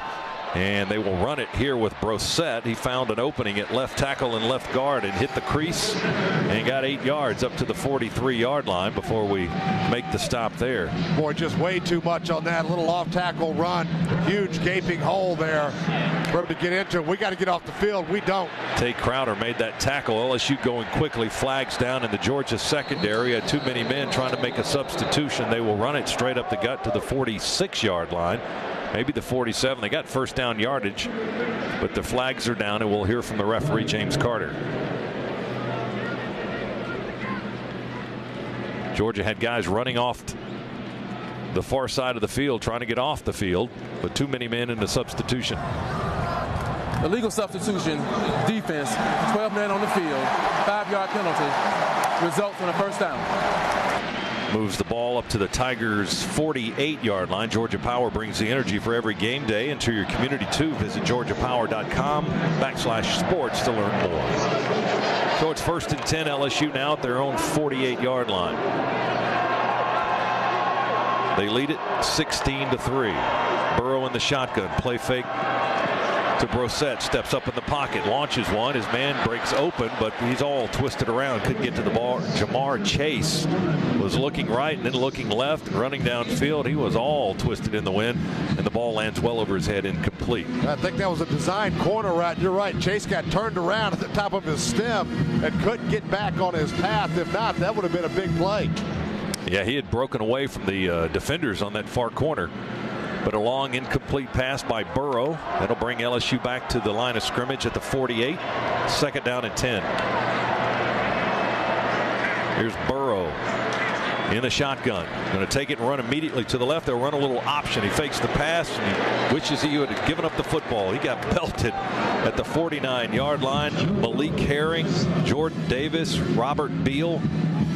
They put a pretty good lick on the LSU quarterback that time. Make the stop just shy of midfield. The gain is maybe 1.5 yards to the 49.5. It'll be 3rd down and 8 for LSU. We're told from the sideline now that DeAndre Walker is just suffering from cramps. So hopefully we'll be able to see him back in the ball game. That's good news indeed. Great play there by Tyreek McGee, forcing Burrow to turn that upfield into the oncoming pursuit.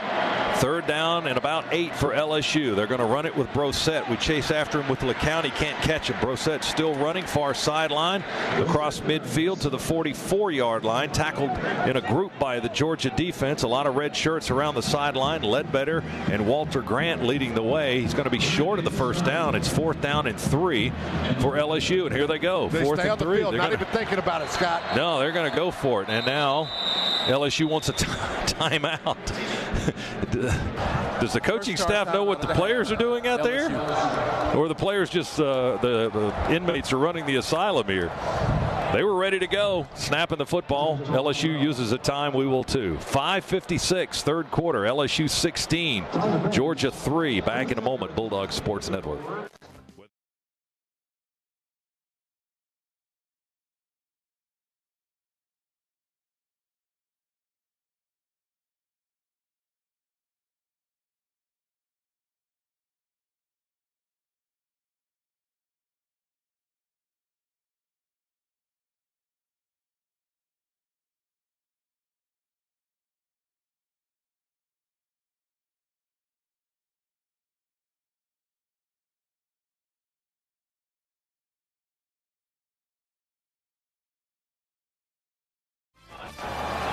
Southwest Airlines has low fares from Atlanta to over 90 destinations you love. LSU decides to kick the football, and they'll put in their second punter, Josh Groudon, a junior from Sydney, Australia, to try to kick the Dogs in a hole. Terry Godwin stands on the 10. They're going to try to pooch it deep. He's got that backspin on the football. It's going to bounce at the 5, straight up in the air, surrounded by 5 LSU Tigers. Mission accomplished for LSU. They've kicked Georgia into a hole at the 4-yard line. 41-yard punt, no return for Groudon, and another timeout. 5:57 to go, third quarter, 16-3. LSU leads Georgia. Back after this on the Bulldogs Sports Network.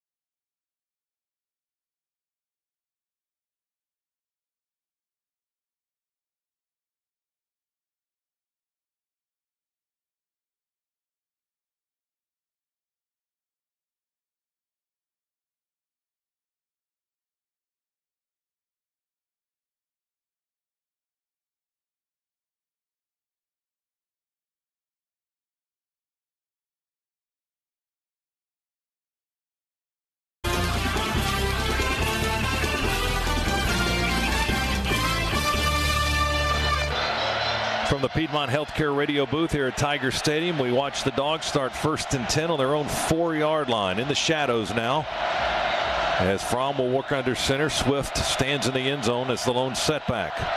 One receiver to the near side. Play fake to Swift. Fromm curls around, will throw on the run. And woo, tipped away and nearly intercepted with one hand by Grant Delpit.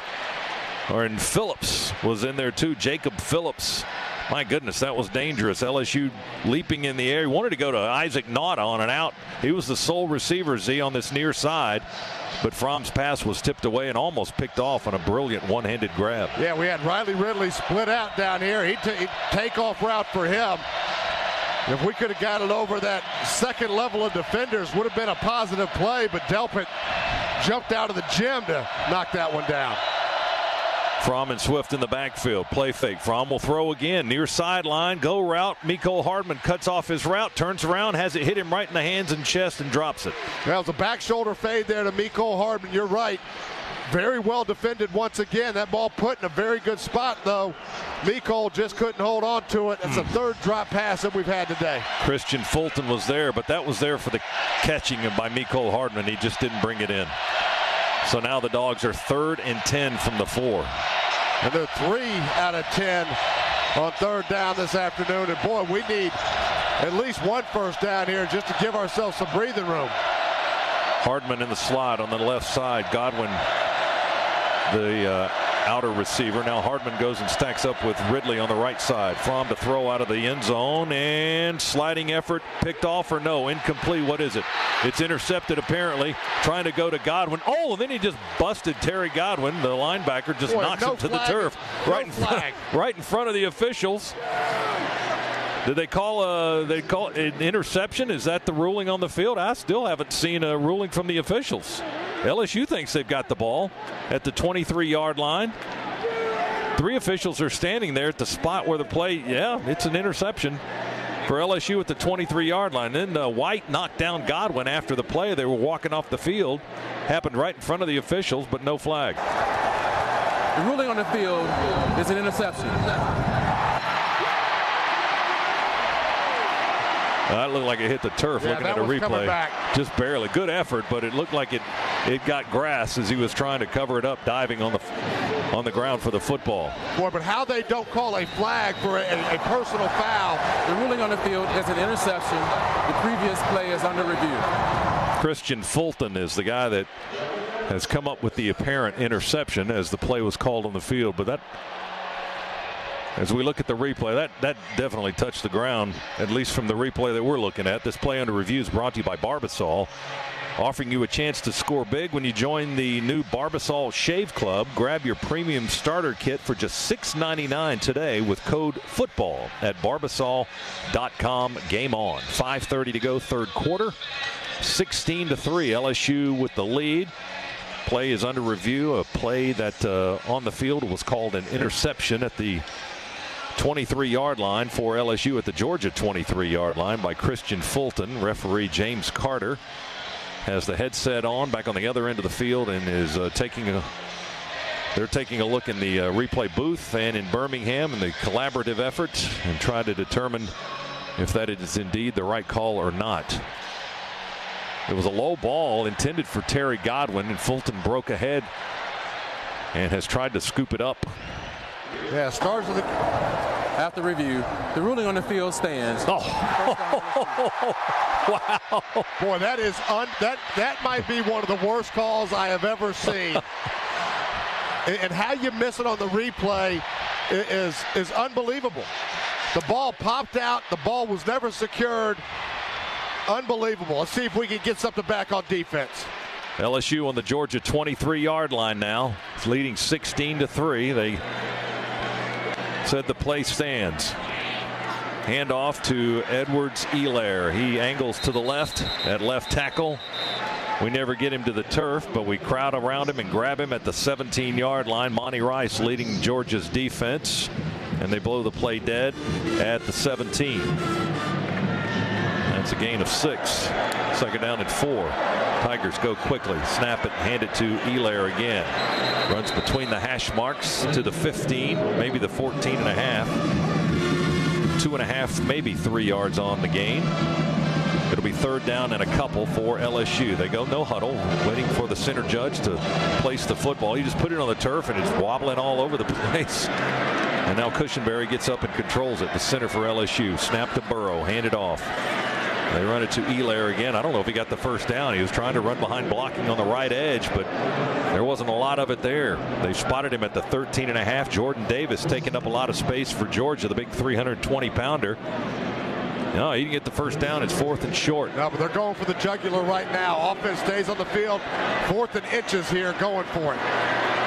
LSU Burrow under center, and he'll just drive behind the center surge. Cushenberry got a good push at center. Burrow just drives right up his back and leans in there across for the first down at the 13 and a half or so. So it's 1st and 10 LSU at the Georgia 13. They're trying to collect after an interception thrown by Jake Fromm, which went to video, was not overturned, which in our estimation it should have been. Throw it to the end zone. Hand fighting in the end zone.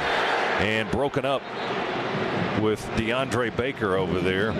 Stephon Sullivan was the intended target. Baker batting the ball away, and then he flexes in the end zone. Not really the time for that. 16-3 is our score. LSU leads. Yeah, Sullivan 6'7". That's what LSU was thinking there. Throw it up to my receiver with the height advantage.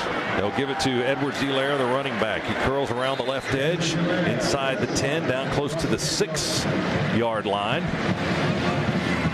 LSU will run Brosette back in there. J.R. Reed, Tyreek McGee on the tackle for the Georgia defense. Cox leaves for the Georgia defenders, and Beal comes back into the ball game.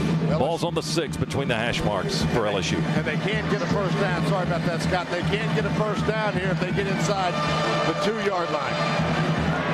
3rd and a long 3, 3rd and 4. Let's call it that. Burrow in the shotgun. Brosette offset to his right. Bunch receivers on the right edge. One receiver to the left for LSU on the Dogs 6. Snap to Burrow. Stands in the pocket. Throws it off his back foot. Almost picked off by J.R. Reed in the back right corner of the end zone. His receiver had broken off there, and the ball was going towards that back line, and Reed was the only player close to it. Got a hand on it, but couldn't reel it in. Brosette was the target in the end zone, but the pass is nowhere near, and LSU will have to try another field goal here. LSU had Brosette on a flat route. They actually had a corner route that was going to come in behind that, but that receiver fell down, so nobody was there. The only person that would have had a chance, like you mentioned, Scott, was Brosette, but we were in much better position. 24-yard try for Cole Tracy. Between the hash marks, kicking right. Kick is up and good. Tracy remains perfect today. Another All-State good hands field goal in the game. Tracy now with field goals of 33, 36, 39, and 24 yards. And LSU leads at 19 as they'll send the kick unit out there. And it'll be Atkins to tee it up, kick it off from the 35. Georgia's kick return team.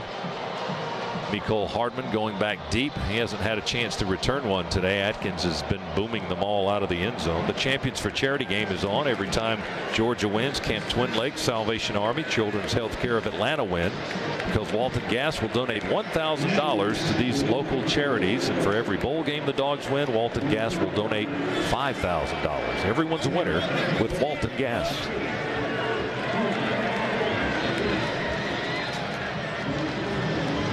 Tracy's ready to go, getting the word from the officials. Teed up on the 35, just inside the far hash. He'll kick it to the right. And there's another booming kick well over the back line of the end zone for the touchback. Dogs will have it at the 25. Georgia Power brings the energy for every game day into your community too. Visit georgiapower.com/sports to learn more. Dogs got to find something here on the offensive side of the ball. Only 176 yards so far this afternoon. Jake Fromm, 9 out of 24 against this tough LSU secondary. And a change of quarterback right now. Justin Fields into the football game. He was in for one play earlier. He comes in to begin this possession. Fields, freshman from Kennesaw. 6'3", 225. Going to take the snap, run to the right.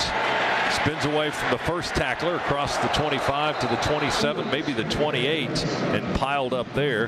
He broke the tackle of the linebacker, Devin White, and then was stopped by Divinity, the other linebacker for LSU. About a 3-yard gain. Fromm is now back in as Fields makes his exit to the sideline once again. Yeah, good solid pickup, second and medium here. You can do anything that you want in the playbook. Ball on our 28-yard line. Look at LSU just crowding the box up there. Now they back a couple of defenders away. Play fake to Holyfield. Fromm to set up and throw. Throws it to the right side. Back shoulder throw. Caught by the tight end, Isaac Nott. A nicely run route by the veteran tight end. Catches it in LSU territory and out of bounds at the 49-yard line. White, the linebacker, pushing him into the Georgia sideline. Love the play call there. Man-to-man, we're getting beat outside by the LSU defenders. Their quarterbacks are winning the battles against our receivers. But you know that you've got, with your tight ends and backs, some mismatches there. It's exactly what we had. Isaac Nott, a little wheel route, back shoulder throw, big pickup. 23-yard gain. 1st and 10 Georgia at the LSU 49. Fromm to throw again. Going deep ball. Receiver breaking away. Ridley looking back for a flag, and there it is. Finally. The pass was incomplete, well over the head of Ridley, because he was being held around the 25 or 30-yard line. Greedy Williams in coverage for LSU, and Ridley was looking for a flag, and finally it came flying in over his head. It landed at the 35-yard line, and we'll get the call. Pass interference. Defense, number 29. 15-yard penalty. Correction, spot foul. Automatic first down. That'll put the ball at the 35-yard line. Should be, well, he said a spot foul because it was inside the 15-yard plateau there. So it's at the 35-yard line of LSU. 1st and 10 for the Dogs there. Dogs trail 19-3, getting very late in the third quarter. Minute 48 to go. Hand off to Swift. He throws it back to Fromm. We go a little flea flicker. Man open at the 11. He caught it, I think. Yeah. Demetrius Robertson, first catch of the year for Robertson. He turned around to face the line of scrimmage, caught the ball right in his belly, and backpedaled out of bounds at the 11-yard line. A gain of 24 as the Dogs enter the Massey Ferguson red zone. Great play design. Another wheel route there. ruling on the field is a completed pass. The previous play is under review. Hondo thinks he may have been juggling the football when he was backpedaling out of bounds on that far sideline. He was so open, and Fromm put it right on him, right around waist high. They're going to take a look at it now. This play under review is brought to you by Barbasol, offering you a chance to score big when you join the new Barbasol Shave Club. Grab your premium starter kit for just $6.99 today with code FOOTBALL at Barbasol.com. Game on. We'll take a look at the replay as well. Demetrius Robertson. Well, from the back, I mean, he got his feet in there and everything. But you couldn't see what he was doing from the front, juggling the football, apparently. Now, that's going to be incomplete. That ball thrown out just a hair behind Robertson. He had to stop. If that ball's thrown out in front of him, it's a touchdown. Without question. Not a well-thrown football there. One that could have been caught for sure. But as he had to turn around to stop, juggled that football ever so slightly. That one's coming back. Of course, I thought the interception was coming back too, and they missed that one. Hopefully they can miss another one. Well, if they overrule the call on the field, and they have ruled it a catch at the 11, now they may have to look at placement of the football. It should go back to the 35, I believe, is where the previous line of scrimmage was. It's 19-3, LSU leading on the strength of 4 Cole Tracy field goals today. And well, one of the officials already spotted the ball back at the 35, even though James Carter, the referee, is still wearing the headset.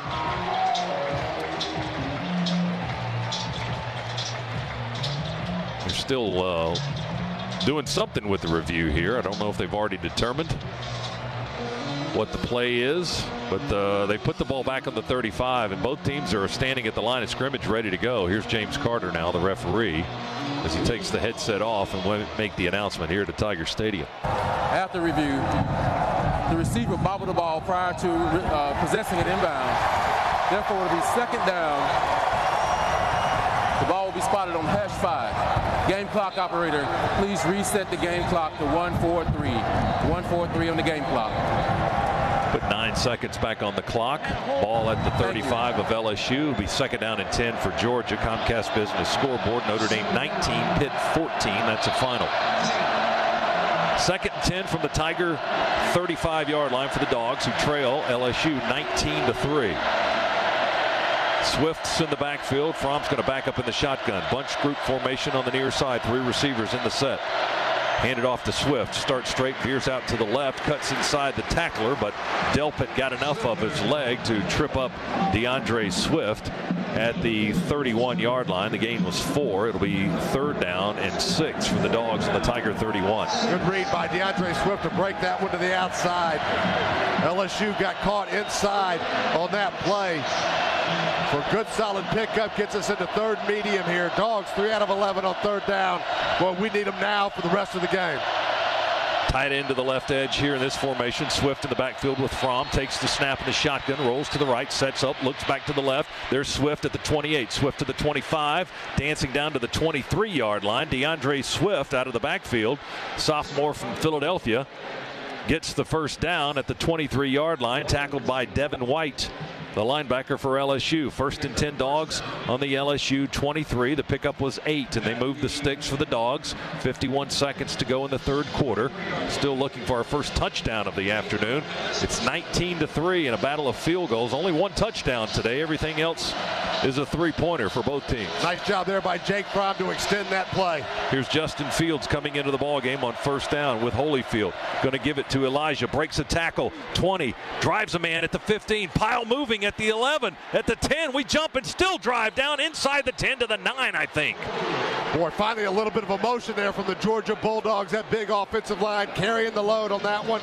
Good strong run by Holyfield. LSU with a man slow to get up. They're spotting the ball around the 10. Dogs have entered the Massey Ferguson red zone. Experienced the compact utility tractors that will take you through the season strong. The run by Holyfield was 13. Ed Alexander, the big lineman, is the man hurt. Battle was the guy. Is he shaken up too? Well, they got 2 players shaken up on the play. Battle and Alexander for LSU in that big pile. Walking a little more slowly and gingerly off the field. Take a few more seconds for him to get to the sideline. He's being flanked by medical staff. 23 seconds to go in the quarter, 19-3. Georgia now with a goal-to-go situation at the LSU 10. Dogs still huddled up with their coaching staff back around the 22-23-yard line.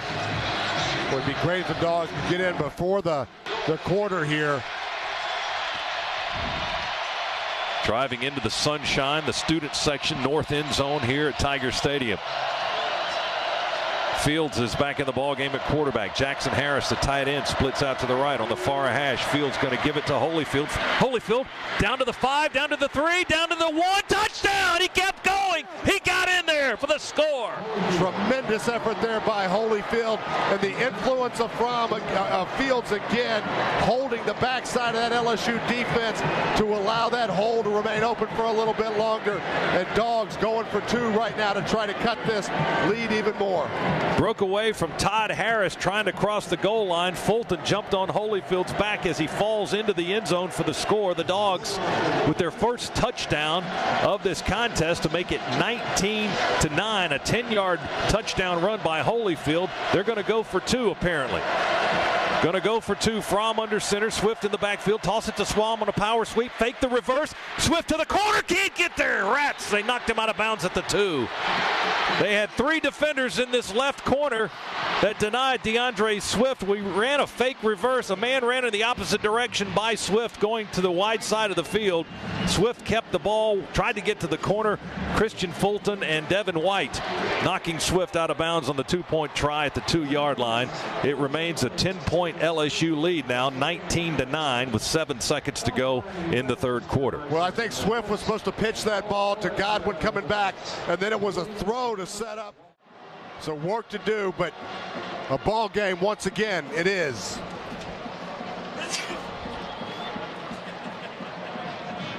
Seven plays and 75 yards was the drive distance, and it took 2:53 off the clock. And now the Dogs set to kick it away with the final 7 seconds to play here in the third quarter. Blankenship kicking it right to left as we view it from the Piedmont Healthcare radio booth. Blankenship's kick, high, end over end, going to come down near the goal line, and LSU will take a knee. As Edwards-Helaire was only about 2 yards deep in the end zone, but decided to catch it and kneel down for the touchback. UGA offensively in the first half, we had 124 total yards in the third quarter. Racked up 113 thus far with 7 seconds to go. So the offense, we've had 2 scoring drives, one for a touchdown, failed 2-point attempt, one for a field goal. So the Dogs offense able to move the football against this stout LSU defense. Weren't really able to do that, especially in the second quarter of this contest. Burrow, quick throw out to the right side, caught by Jefferson near the numbers at the 25-yard line, stacked up by J.R. Reed and Jawan Taylor, the linebacker and the safety, make the stop for the Dogs. Georgia's back in this thing. We're 10 down as we go to the fourth quarter. That is the end of the third quarter. All right, that's all he's got to say. The Tigers gained 3 on that pass play. Exceptional offers on all BMWs in stock. Visit one of your Atlanta area BMW centers today for a test drive. Proud to be the official luxury vehicle of Georgia Athletics. Visit BMWATL.com for more offer details. LSU on the 25-yard line, 1st and 10. They lead by 10 with 15 minutes to go. Burrow, the quarterback, transfer from Ohio State, back in the shotgun. Takes it, runs immediately to the right, throws on the run, almost picked off. One-handed deflection by Brenton Cox. The outside linebacker running to the far side, got his left hand on it. He appeared to be surprised that the ball hit him in the hand. He knocks it to the turf. Trying to go to Jamar Chase, but Cox batted it away, incomplete. It'll be 3rd down and 7 for LSU on their own 28-yard line. Dangerous pass there by Joe Burrow, thrown across his body. Burrow almost picked off again. He hit Baker in the shoulder, trying to go to Justin Jefferson on this near side. Man-to-man coverage. DeAndre Baker looked like the ball Z hit him up high in the left part of his shoulder pads, bounced away. It's incomplete. LSU will have to punt it away on 4th down and 7 yards to go. Would have been a tough pick. He was busy giving the LSU receivers a taste of what we've been dealing with left all day, jammed the receiver at the line of scrimmage, was just trying to get off the receiver there when that ball hit him, but they had no chance to complete it because of the coverage and the physicality of DeAndre Baker. Zach Von Rosenberg kicks it, not a good looking punt, returnable. Hardman 37 to the 40, near sideline, got a block. 45, 50, 45 near sideline, tackled from behind. They jump on him and ride him to the turf at the 38 of LSU. Leonard Fournette, the brother of Leonard Fournette, makes the tackle on special teams. Hardman finally got one he could return. It was a low, wobbly line drive punt, a 36-yard punt, 26 yards on the return by the SEC's top punt returner, Mecole Hardman. Dogs in business at the LSU 38. We've got a time. 14:39 to play in the game. 19-9. LSU leads Georgia on the Bulldogs Sports Network.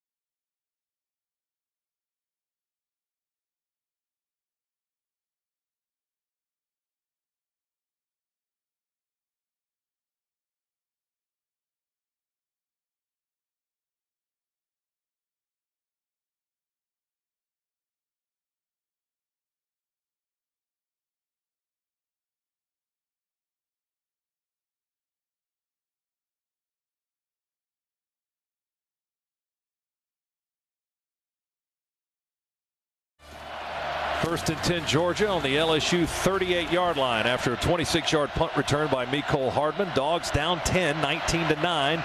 Early seconds of the fourth quarter. Fromm under center. Hardman in motion. Hand it to Mecole on a speed sweep. LSU stays home and defends it on the left edge beautifully. John Battle never took a step in the wrong direction. He waited for Mecole Hardman to get to his point. He makes the tackle at the 38. No gain on the play. It'll be second down and 10 to go as Justin Fields comes back into the ball game at quarterback for Georgia. Fromm makes his exit along with Hardman. So second and 10 now from the LSU 38. Can't defend that any better than LSU just did. Speed sweep. They've seen it on film. They sniffed that out right away. Fields in the shotgun. Harrion in the backfield. Double tight end set. Hand it to Brian Harrion. Running behind Mays. Cuts off to his right. Finds a little bit of daylight. Down inside the 35 as he ducks his body inside for a couple of yards to the 34. White another tackle. That's his 12th of the day for LSU. And the gain is 4. It'll be third down and about 6 to go for the Dogs as Fromm comes back into the ball game. Dogs just 4 for 12 on third down conversion tries today. 13.5 minutes to go in the ball game. We need one here. Down 10 points here in the fourth quarter. It's 19-9. Third down and 6 to go for the Dogs from the LSU 34-yard line. Moving to the right.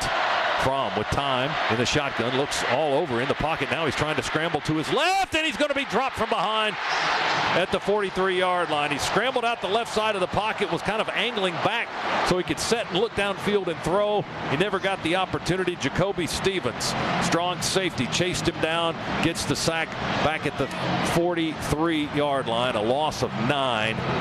And disaster right there because that just pushed us out of field goal range. Boy, did it ever. We had it exactly where we wanted, and that football's just got to be thrown away once you get outside the tackle box. Great coverage again downfield by LSU. Third sack of the afternoon by the LSU defense. Here's Jake Camarda now. We had a scoring opportunity washed away right there. Line of scrimmage is the LSU 43-yard line. Snap is low to Camarda. Whistles are blowing. Flag down. Might be a delay on the Dogs.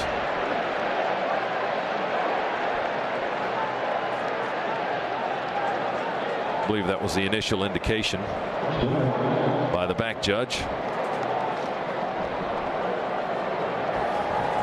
Delay of game. Kicking team. 5-yard penalty. Remains fourth down. I'll put the ball on the 48. Nick Moore will get up over the football for the long snap. Jake Camarda fields this one. He'll try to pooch it high, hanging back spinning kick. Going to come down around the 13-yard line in traffic. Giles makes a fair catch. Between the 13 and a 14, 35-yard punt, no return. LSU ball, 12:20 to go in the game. Tigers 19, Dogs 9. Back in a moment. Bulldogs Sports.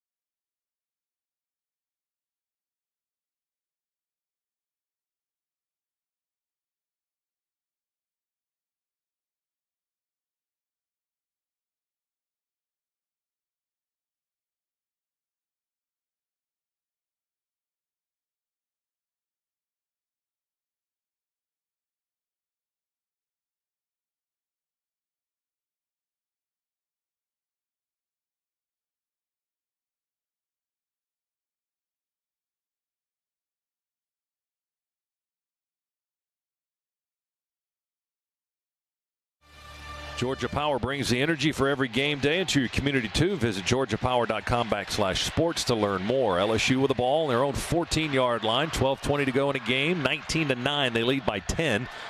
1st and 10 off the far hash, moving left. Burrow with a stretch handoff. They'll run it to the near side to Edwards-Helaire. He had a big gaping hole at left tackle. Cuts up the hash all the way out to the LSU 33-yard line. Almost 20 yards. He got 19 on the carry. It's a first down for the Tigers. Stop made by Richard LeCount deep into the Georgia secondary. Off tackle and just a huge hole to run through and out of the shadow of their goalpost just like that. Edwards-Helaire over 100 yards today now for LSU. 111 yards on 13 carries. Burrow to throw, play fake, wide open in the right flat. He hits the fullback, Torrey Carter, at the 40 or so, and then he's piled up near the first down marker. We'll see where they spot the football at the 43-yard line. It looks like going to be close to a first down. 10-yard pickup. See if they move the sticks or take a measurement. They're going to ask for it. Nope, there it is. Timeout for the first down. James Carter, the referee, says they moved the sticks, stop the clock momentarily, put the ball down at the LSU 43. 2 plays and 2 first downs for LSU. Yeah, play action. Peel the fullback out into the flat, get outside and contain, easy throw, and you're right, they're rolling. On the far hash, they'll run it this time. Burrow gives it to Edwards-Helaire, trying to bounce out to the left. Dogs defense stretching it down the line to the 46-yard line. Campbell and Baker make the tackle on Edwards-Helaire, who's proved to be elusive more times than not today. The ball just across the 45. He got about 2.5 yards. It'll be second down and let's say 7 for LSU. Now they huddle up. Might be the first time they've huddled today on the field. Boy, no doubt about it. Trying to speed this clock up, limit the number of touches that the Dogs could get. We need to stop right now. Man in motion across the formation to the right. Burrows under center, play fake, sets up in the pocket, wants to throw deep ball down the field, and it's caught by Jefferson, stumbling to the turf. He loses his balance and falls down. We had a guy breaking that could have sent Jefferson into another century with a hit, but he pulled off the hit, tried to go for the ball and didn't get either, and Jefferson has a long gain down to the Georgia 18-yard line. Boy, what a drive by LSU. 36 yards on the pass play. First down Tigers. They pitch it to Edwards-Helaire, running left, breaks a tackle at the 5 and down at the 1-yard line. We missed the first tackle. Crowder got him at the goal line before he broke the plane. Goal to go for LSU inside the 1. The only thing good about this drive is it's been lightning fast.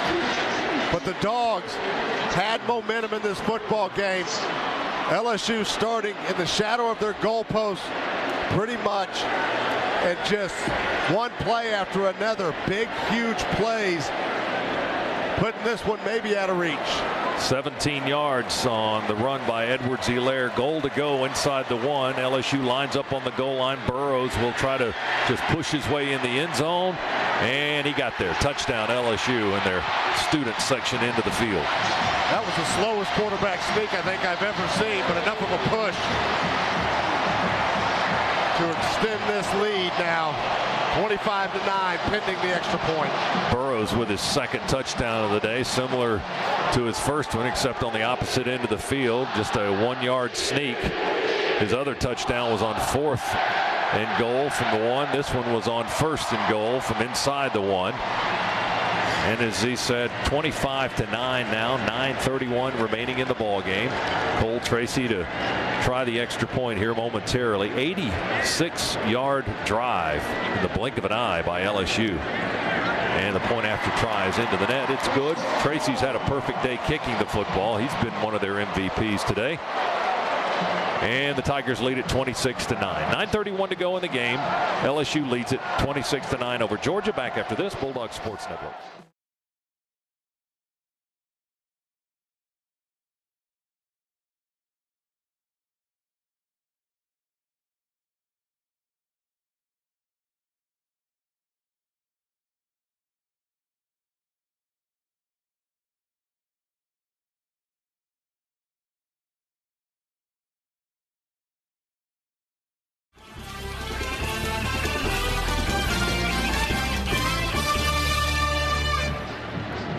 We're in the Piedmont Healthcare radio booth here at Tiger Stadium. LSU leads it now 26-9. Joe Burrow, the quarterback, with his second rushing touchdown of the day. He's got 4 on the year now for LSU. A 1-yard surge as LSU extends the lead. And now here's Avery Atkins to kick it away. It will sail to Hardman, 3 yards deep in the end zone. He'll run it out. Miko bashed at the 15, keeps his feet. Oh, they stripped the ball. He runs back to cover it. Now there's a pile back at the 13-yard line.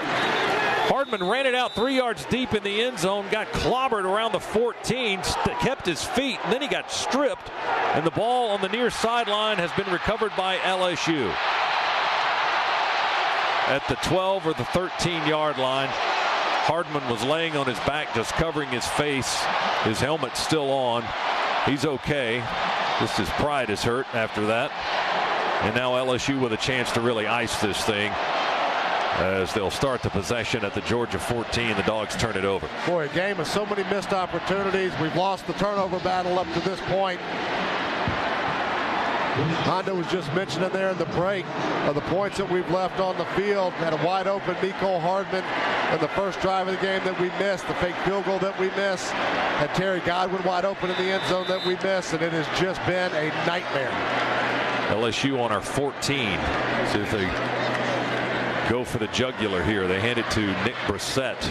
He stutter steps left and right, angles to the right, and not a lot of space there. Their guy out of the backfield today has been the little guy, 5'9", 212, Clyde Edwards-Helaire, who is approaching a career best running the football today. 131 yards rushing on 15 carries. Brissett got about a yard there to the 13 on that carry. And LSU takes its time, 8:53, clock moving. They huddle up and keep one eyeball on that play clock at 14 right now as they break the huddle. 2nd down and 9 for the Tigers. Burrow under center. Lloyd Cushenberry ready to snap the football. He does, gives it to Burrow. He gives it to Brissett. We tackle him behind the line around the legs with Natrez Patrick, and Brissett, the running back, falls forward a little bit more to about the 12.5. Ledbetter also on the stop for Georgia. Patrick got in there first to slow him down, and Ledbetter finished it. Another 1-yard pickup for LSU as they continue to take their time. They don't necessarily need 7 here. They're just looking for points and looking to run some time off the clock. Ball's on the 12.5-yard line of Georgia. Yeah, exactly what they're doing right now. They have been operating at breakneck pace for the vast majority of this football game. We're not going to see that for the rest of it, that's for sure.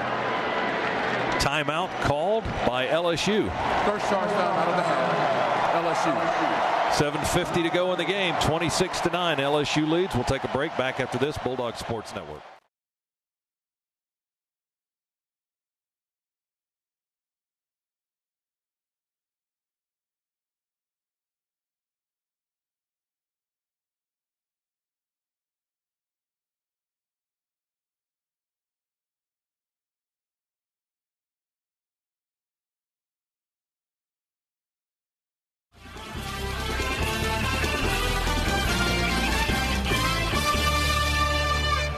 Scott Howard, Eric Zier here in the Piedmont Healthcare Radio booth. Dog fans, whether your favorite seat is right on the 50-yard line, it comes with a bird's eye view. Head to StubHub, grab 100% verified tickets so you know you'll get in. StubHub's the official fan-to-fan ticket marketplace of the Georgia Bulldogs. 3rd down and 8 for LSU. They're on the Georgia 13-yard line. I formation. Burrow, handoff, Brissett. Going to be stopped by Jordan Davis right in the middle. Kind of tried to bounce to the right at right guard, and Davis wrapped him up immediately. There's a flag on the play. Far sideline at the line of scrimmage. Davis made the tackle. May have been behind the line. I don't know if they gave him forward progress. Illegal formation against the offense. More than 4 players in the backfield. That penalty is declined. 4th down. Yeah, they say no gain. Put the ball right back down on the 12 or so. And as you heard James Carter, the referee, say, it's 4th down, so LSU will try a field goal here for 3 more, try to extend the lead to 20. They lead 26-9 with 7:42 to go. Clock moving. Cole Tracy, 4 for 4 today. Field goals of 36, 33, 39, and 24 yards. This will be a 30-yard try between the hash marks right in front of the goalpost, kicking it to the left into the north stands. The kick is away. And the kick is good. LSU 29, Georgia 9. 7:20 to play. Cole Tracy converts another one. That's another All-State Good Hands field goal. Well, a couple of costly turnovers. And point, if you will, but they've just denied Georgia's offense more opportunities to keep the football and to try to score something. LSU's just, when we give it up, that's just giving them more time off the clock and more plays to run, and they've converted a couple of field goals after turnovers here this afternoon. They'll kick it away with Atkins from right to left. Hardman will watch it sail over his head. It'll land about 8 yards deep or so in the end zone and bounce over the back line for the touchback. And with 7:20 to go in the game, LSU comfortably in front, 29-9. Over second-ranked Georgia. The Dogs will start 1st and 10 at the 25. Well, it's been a really tough afternoon for Jake Fromm. 11 out of 27, only 123 yards through the air. The Dogs have only eked out 109 yards on the ground. They'll start in the shotgun here, 1st and 10 at the 25. 4 receivers set. Swift in the backfield. 2 receivers left and 2 right. Fromm takes the snap, will throw it to the right side, caught by Terry Godwin at the 33 and driven out of bounds at the 34 by Vincent, the cornerback. The gain is 9. It'll be 2nd down and a yard from our 34. Yeah, Dogs going to have to strike quick if they want any kind of life in them here for the rest of this football game. 7:07. Clock moving. Fromm in the shotgun. Swift offset to his left. Shotgun snap to Jake. Sets up on the hash. Throws it over the middle. Pass is short. I don't know if they tipped it or not. Trying to go to Ridley on a crossing route. There was nobody covering him. The umpire covered him. Covered him well. Is that who he hit? Did the ball hit the official? Well, Ridley was going across. Got screened by the umpire. Couldn't see it. It's incomplete. 3rd and a yard on the 34. And we'll give it to Swift. He runs it straight up the field and gets the 1st down and a little bit more at the 38-yard line. So the Dogs will pick up 4 on the carry by Swift, and you can schedule your next visit with a new online booking tool at piedmont.org/UGA. Piedmont Healthcare is the official healthcare provider of the Georgia Bulldogs.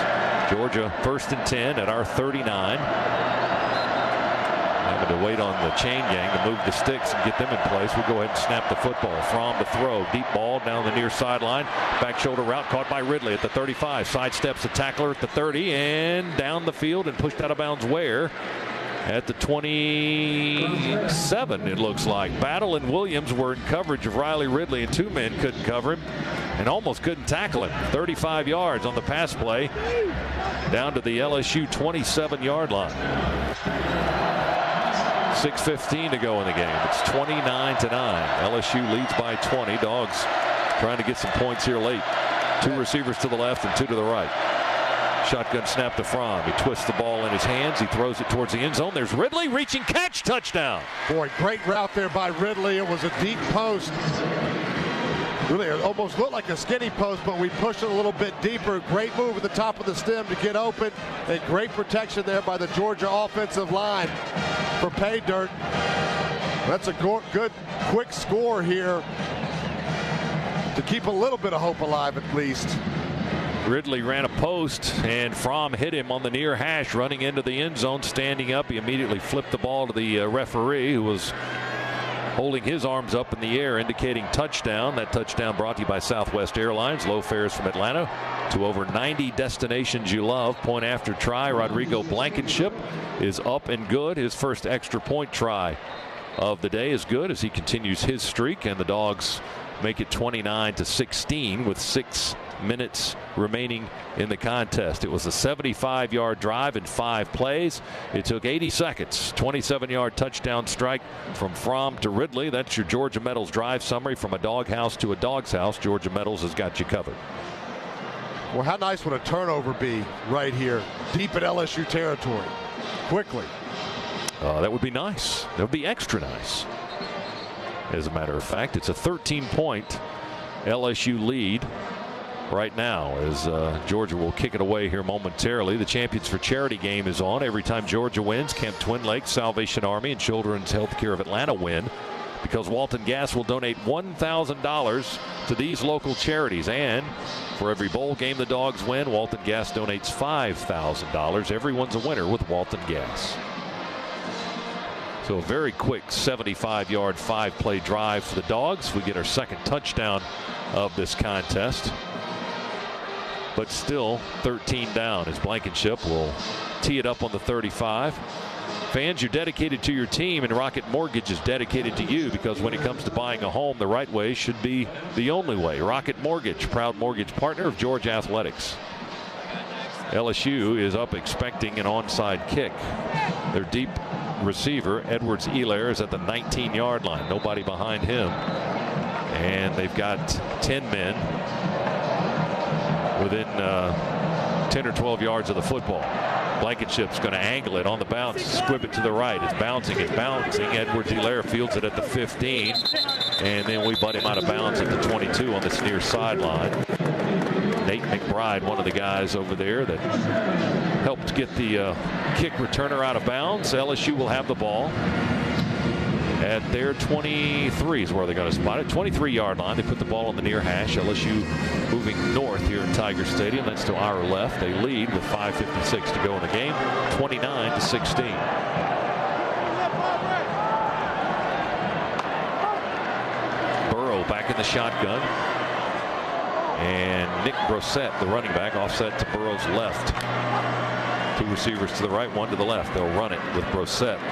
We swipe with Davis trying to tackle him and chase him down. Couldn't grab him. And Brossette will angle his way to the right.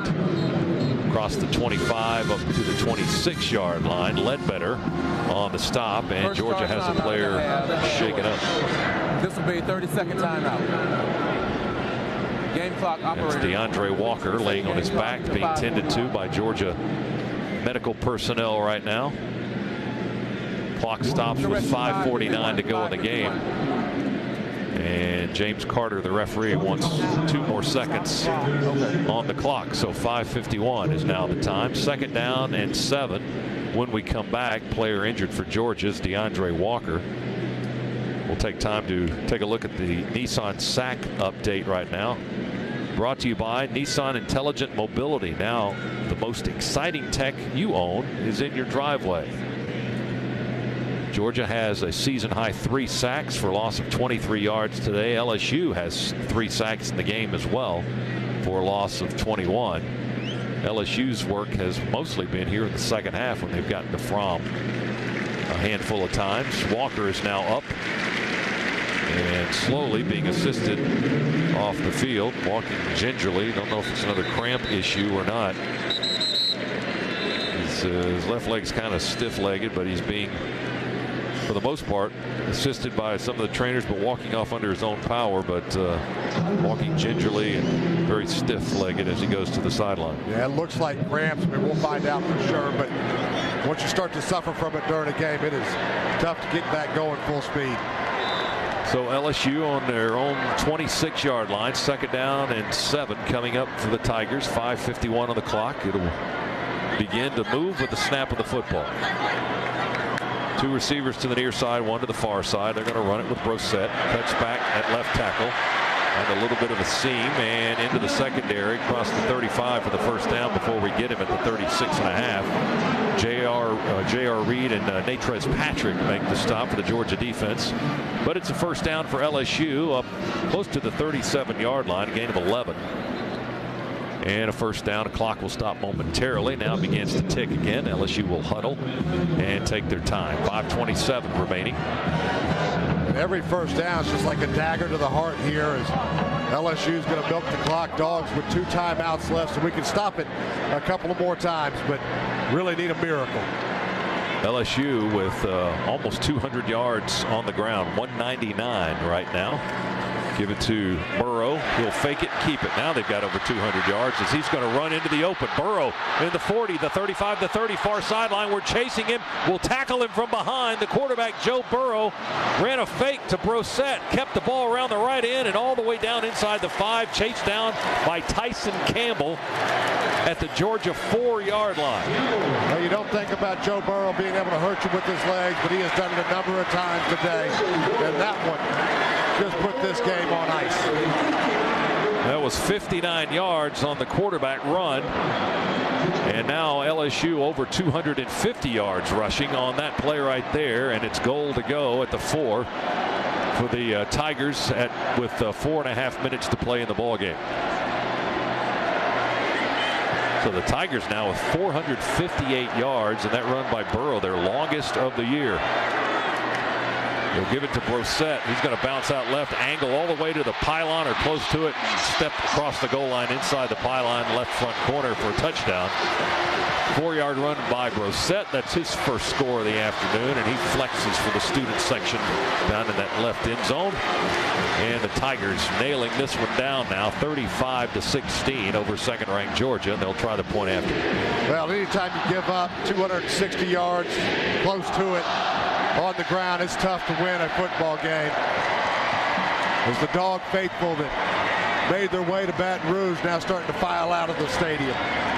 Point after try by Cole Tracy is up and into the net. It's good. He's been perfect today and remains so. It's 36-16. Again, a 20-point lead for LSU, the most points allowed by the Dogs this season at 36. And the Dogs will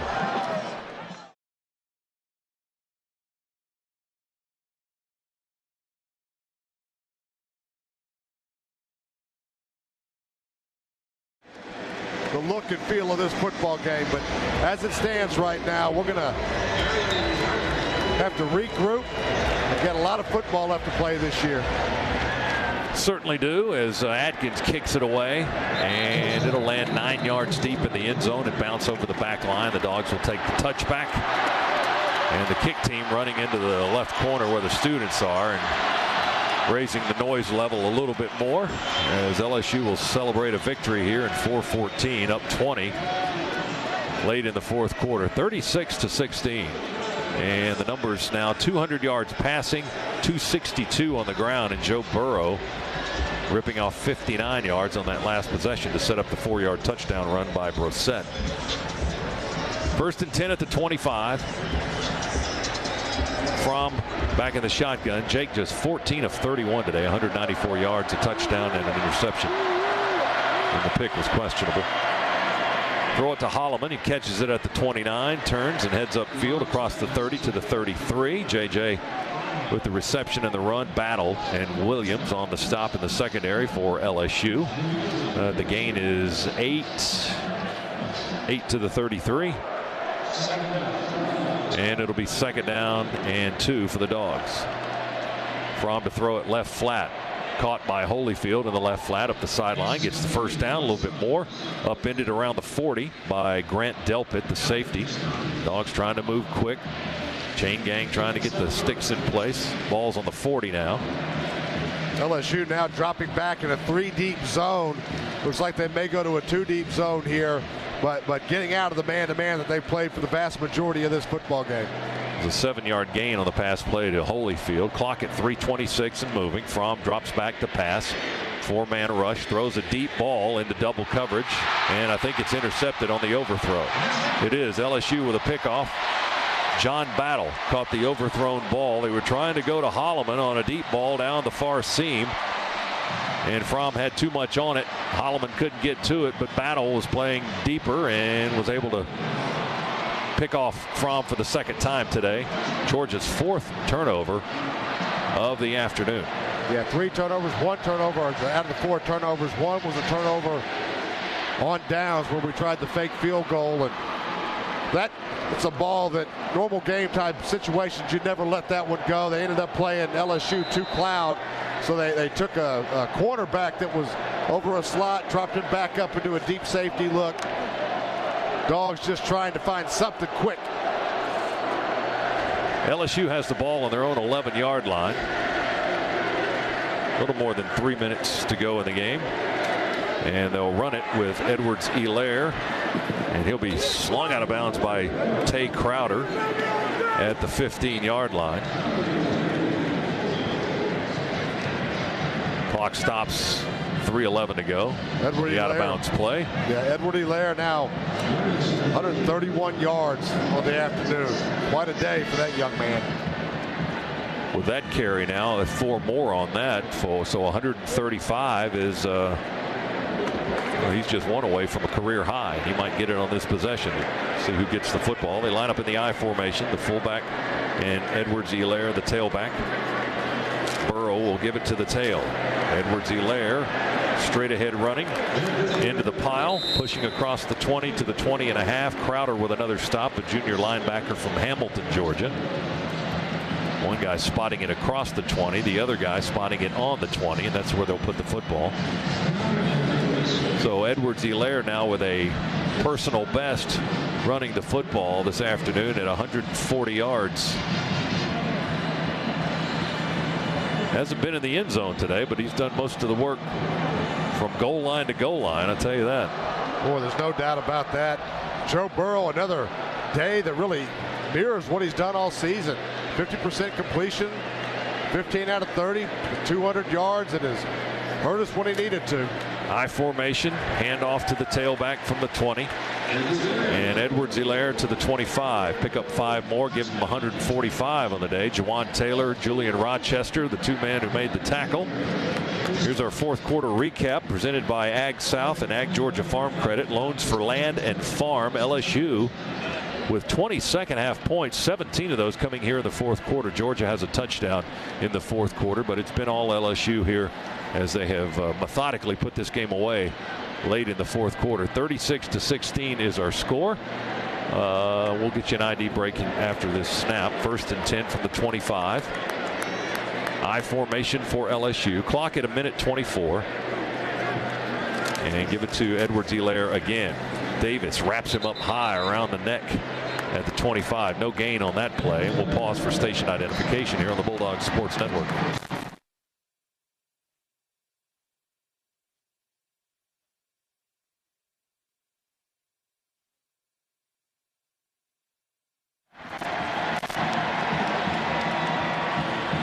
Turnovers are going to be a number that jumps off the stat sheet, certainly for Georgia, as the Dogs have committed 4 today in the first 6 games this year. We were +6 in margin, only 3 turnovers made, but had 4 today. And the last time we had 4 turnovers in a game was Florida in 2015. Last minute of the game, and LSU will line up in the victory formation. Burrow will take the snap, and the LSU quarterback will take a knee.